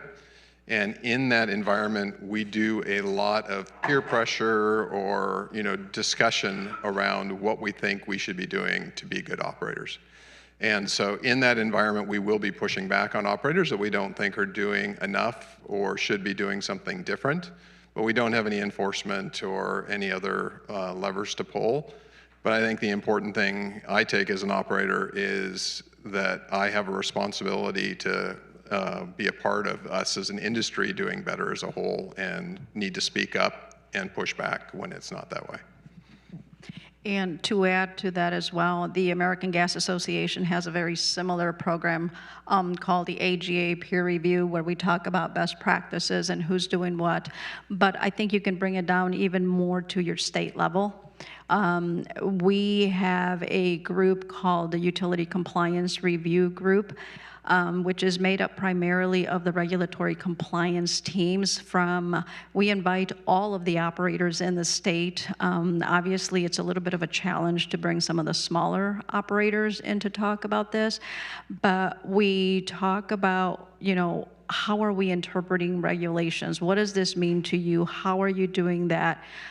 We also talk about what some of the violations are that we are seeing from our state regulators, because if we haven't seen it in one area, but somebody else has it, it's an opportunity to learn and, you know, fix things without having to have a violation. The other thing that we do as part of that is we have started bringing together the various teams from the utilities that do show up. So once a year, we bring in all the DIMP teams from the various utilities. Specifically, the top 3 always show up, right? So we have a breakout session for the TIMP group, for the DIMP group, for the public awareness, asset protection, system operations, training, OQ. And really, it's an opportunity for them to all know who at the other utilities is running the programs and learn from each other as well. So I think that's an opportunity where we try to keep each other accountable and share information about what works best for us. And hopefully the small utilities will pick up more. Like I said, our struggle is it's not the big utilities, it's the small utilities, the municipalities. And so that's a challenge that we still need to work on. There's a question right here. Oh, I'm sorry. Oh, over here. Hi, Amy Thomas, 350 Deschutes. I'll just ask Chris the question so that more people can ask questions. I don't understand the industry fully, so my question is, what is the regulator relationship like? Is it you guys just sending reports? Do they do site visits? Like, maybe you could take me through like a snapshot of a year of like how those regulations, you know, carry out, so I could understand that better. Yeah, I'll do my best. Actually have a senior director responsible for all those relationships, but just a quick overview, they will come in and actually audit our different programs. This last year, I think it was a 2-week audit of our transmission integrity program. So they brought in 4 different inspectors, I believe, and then we brought our team in and went through all the protocols for auditing TIMP. And they do that, and then they'll go to individual divisions and make sure that the people operating those local areas are operating code appropriately. They also recently have now a requirement to actually go on site when we're doing construction and excavation work and make sure that we're following our procedures in how we do it. So, and that is a unannounced audit. So we have a website with them where we put up all of our projects that are ongoing, and then they pick and randomly go out and talk to our crews, make sure they're operator qualified, make sure they know the standards, they're executing the standards per code. And so that's I don't know if that's a California thing or not, but it may have been since San Bruno that was implemented. So they do in-office audits of the record keeping and the processes. They do in-the-field audits as well. And then we really, after San Bruno, really believe strongly in transparency. And so rather than have them tell us what we did wrong and give us findings, whenever we find something we did wrong, we send it into the state. And so it could be, a day late, operating a valve or maintaining a valve or doing a leak survey. That goes into the state. And so we have a large number of those that are often, little minute things, but we want to keep that transparency there with the regulator. Hi, over here. First of all, thanks you guys for being up there. As an operator, I wouldn't want to be in the hot seat, but I respect you guys for being up there and taking these questions. I do have a question, but first, actually, I just want to talk to Doug and for everyone else who's in his position. A lot of pipeline operators, when they're doing projects, will use a prime contractor to do a lot of the work for them and manage their contractors. So if you're having issues, sometimes those actions and tactics aren't supported by the person sponsoring or proposing the project. I encourage you to go directly to the pipeline company to make them aware of it, because in some cases, not all cases, if there's not a proper safety management system in place, some of those, I guess, values of the company don't always make it down 1 or 2 levels to the contractor. So it's important to make them aware that those things are going on. I'm sure you probably have, but just advice for everyone. Anyways, sorry. We saw in Dr. Jalbert's report that people often don't even know if there's a new project in place or who the operators are, despite, I know a lot of us, it's mandated to send out mailings, to send out brochures. We see that some of these regulations are actually a little bit outdated in how they're written. They reference terms like Rolodex and mailings and phone calls, which we saw aren't really that successful. So since where people are getting their information from is changing and how they're accessing information, in your interactions with regulators and your inspections, are they more open to more modern interpretations, innovations when it comes to implementation of the regulations, or are they sort of enforcing outdated models and inefficient models in the name of compliance? Yeah, I would say on our inspections, we typically have a pretty heavy focus on what those minimum requirements are. So if you're talking about on the public awareness side, it's trying to identify what the potential area for that you would need to target. So they would want to see those records. But we're doing a lot more than just that. We go, we try to go above and beyond in many areas. So we're trying new technologies. There are some operators that or some inspectors that will want to take the time and see some of what that looks like. But there are other cases where it's not asked. They're satisfied with some of the records that we're providing from the kind of the minimum baseline requirement. So from our perspective, the inspections happen in 2 ways, right? The first one is the actual field, where the inspectors show up with their PHMSA AI checklist. So there's a list of questions that they are prompted to ask, to look for, depending on what they're auditing, if it's construction, if it's regulation, whatever it may be. The second component is the records part of it. Not just did you do it, but show me that you did it.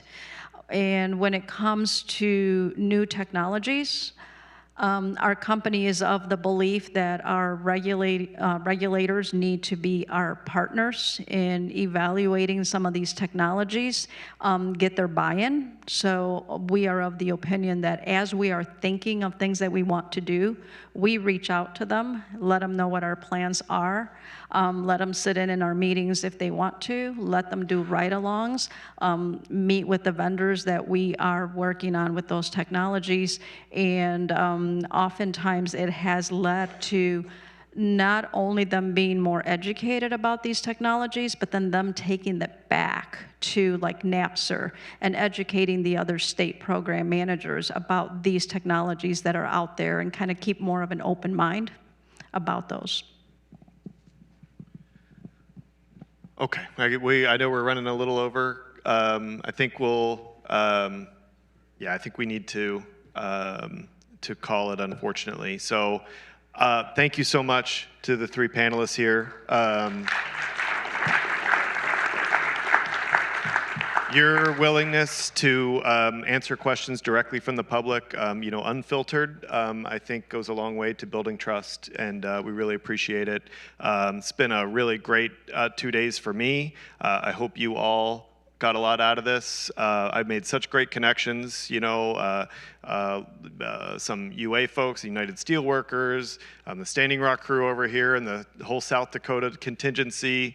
All of you that are here fighting for your communities and your own safety and learning more and how to do that effectively, inspiring all of the operators that are here, committing to be here, to engage directly with the public, and showing your commitment to safety at your company.